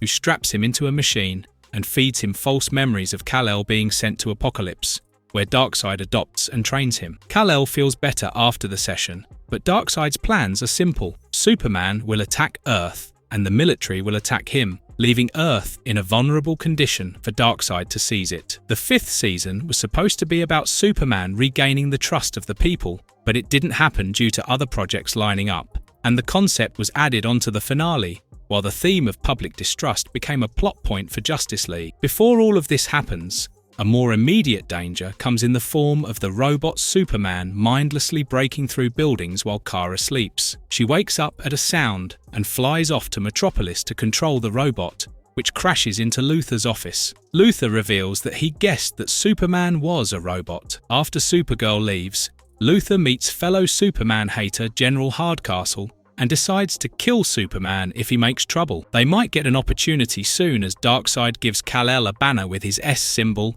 and sends him to Earth. This episode has similarities to the Elseworlds story in Superman the Dark Side, especially about Darkseid adopting Kal-El. This was perhaps the only trope that was not used previously in the series, and we are all for it. The best part would obviously be Superman realizing what he had been doing. Soon, footage of Superman and the Parademons attacking becomes news, and Luthor, along with Hardcastle, prepares to nuke Superman. When Superman attacks a military base, Supergirl stops him and fights. However, as Kal-El is about to beat the life out of Supergirl, Lois appears and asks him to stop. Kal-El recognizes Lois from his dreams and immediately goes soft on her. He even acts as a shield when Luthor fires a Kryptoni-laden missile at him. Although Lois comes out unscratched, she notices Superman and Supergirl in an almost dead condition.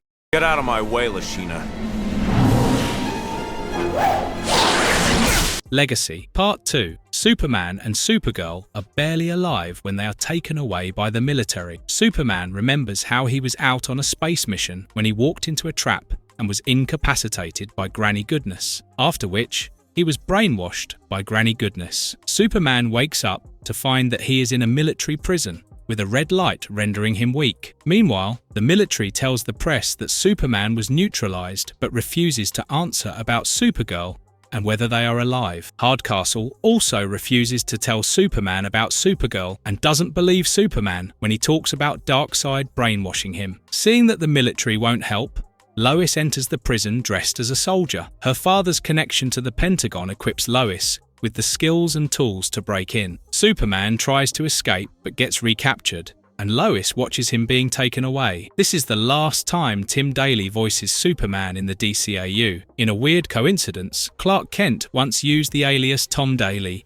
to go undercover in the Action Comics number 10 story, Superman Goes to Prison. Luthor and Hardcastle plan to kill Supergirl and Superman for good. They enter Superman's cell to inject him with liquid kryptonite, but Superman is able to punch Luthor and overpower Hardcastle. Lois also enters the cell and helps Superman escape. The two find Supergirl in another red light room and rescue her. While fleeing, Supergirl gets shot, and Superman takes both Lois and Kara to Star Labs. However, Professor Hamilton refuses to help as it would be treason, which angers Superman, and he threatens Hamilton. Although Hamilton agrees to save Supergirl, he is clearly shaken. This will later act as a major story arc in Justice League Unlimited, 2004. Hamilton will use Kara's gene to make a clone in the Cadmus arc, while his and other government officials' distrust of Superman will also be the grounds of the project. If you haven't watched it yet, We have also covered Justice League and Justice League Unlimited on our channel. Now,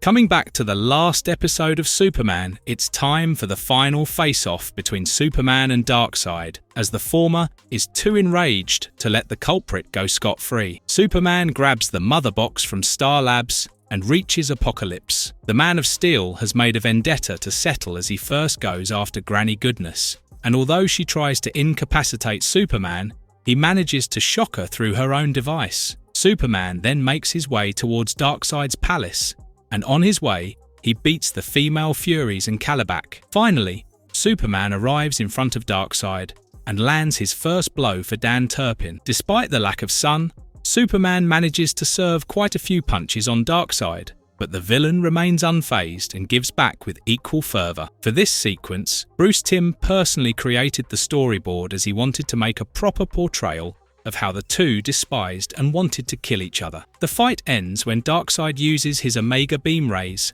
but Superman covers Darkseid's eyes, so the beams blow up Darkseid's head and also affect Superman. This amazing who would have thought moment is one for the history books. The Omega beam discolors Superman's torn uniform, and Darkseid collapses. Superman delivers the barely alive Darkseid to his slaves and tells them they are free. But the Apocalyptan slaves consider Darkseid as their god, and so they rescue their master and take him for treatment. Kara also arrives at the place, still recovering from injury, and takes Superman back to Earth. However, it is not a completely happy ending, as a majority of people, including Hamilton, now distrust Superman. Although it's a pleasing sight to see Luthor in neck straps, Superman still has his friends like Jimmy Olsen and especially Lois Lane, who finally kisses him and tells him to start making people trust him one at a time. Verdict: not much can be said about the series except that it has been phenomenal and exquisite. The theme music and background scores played well,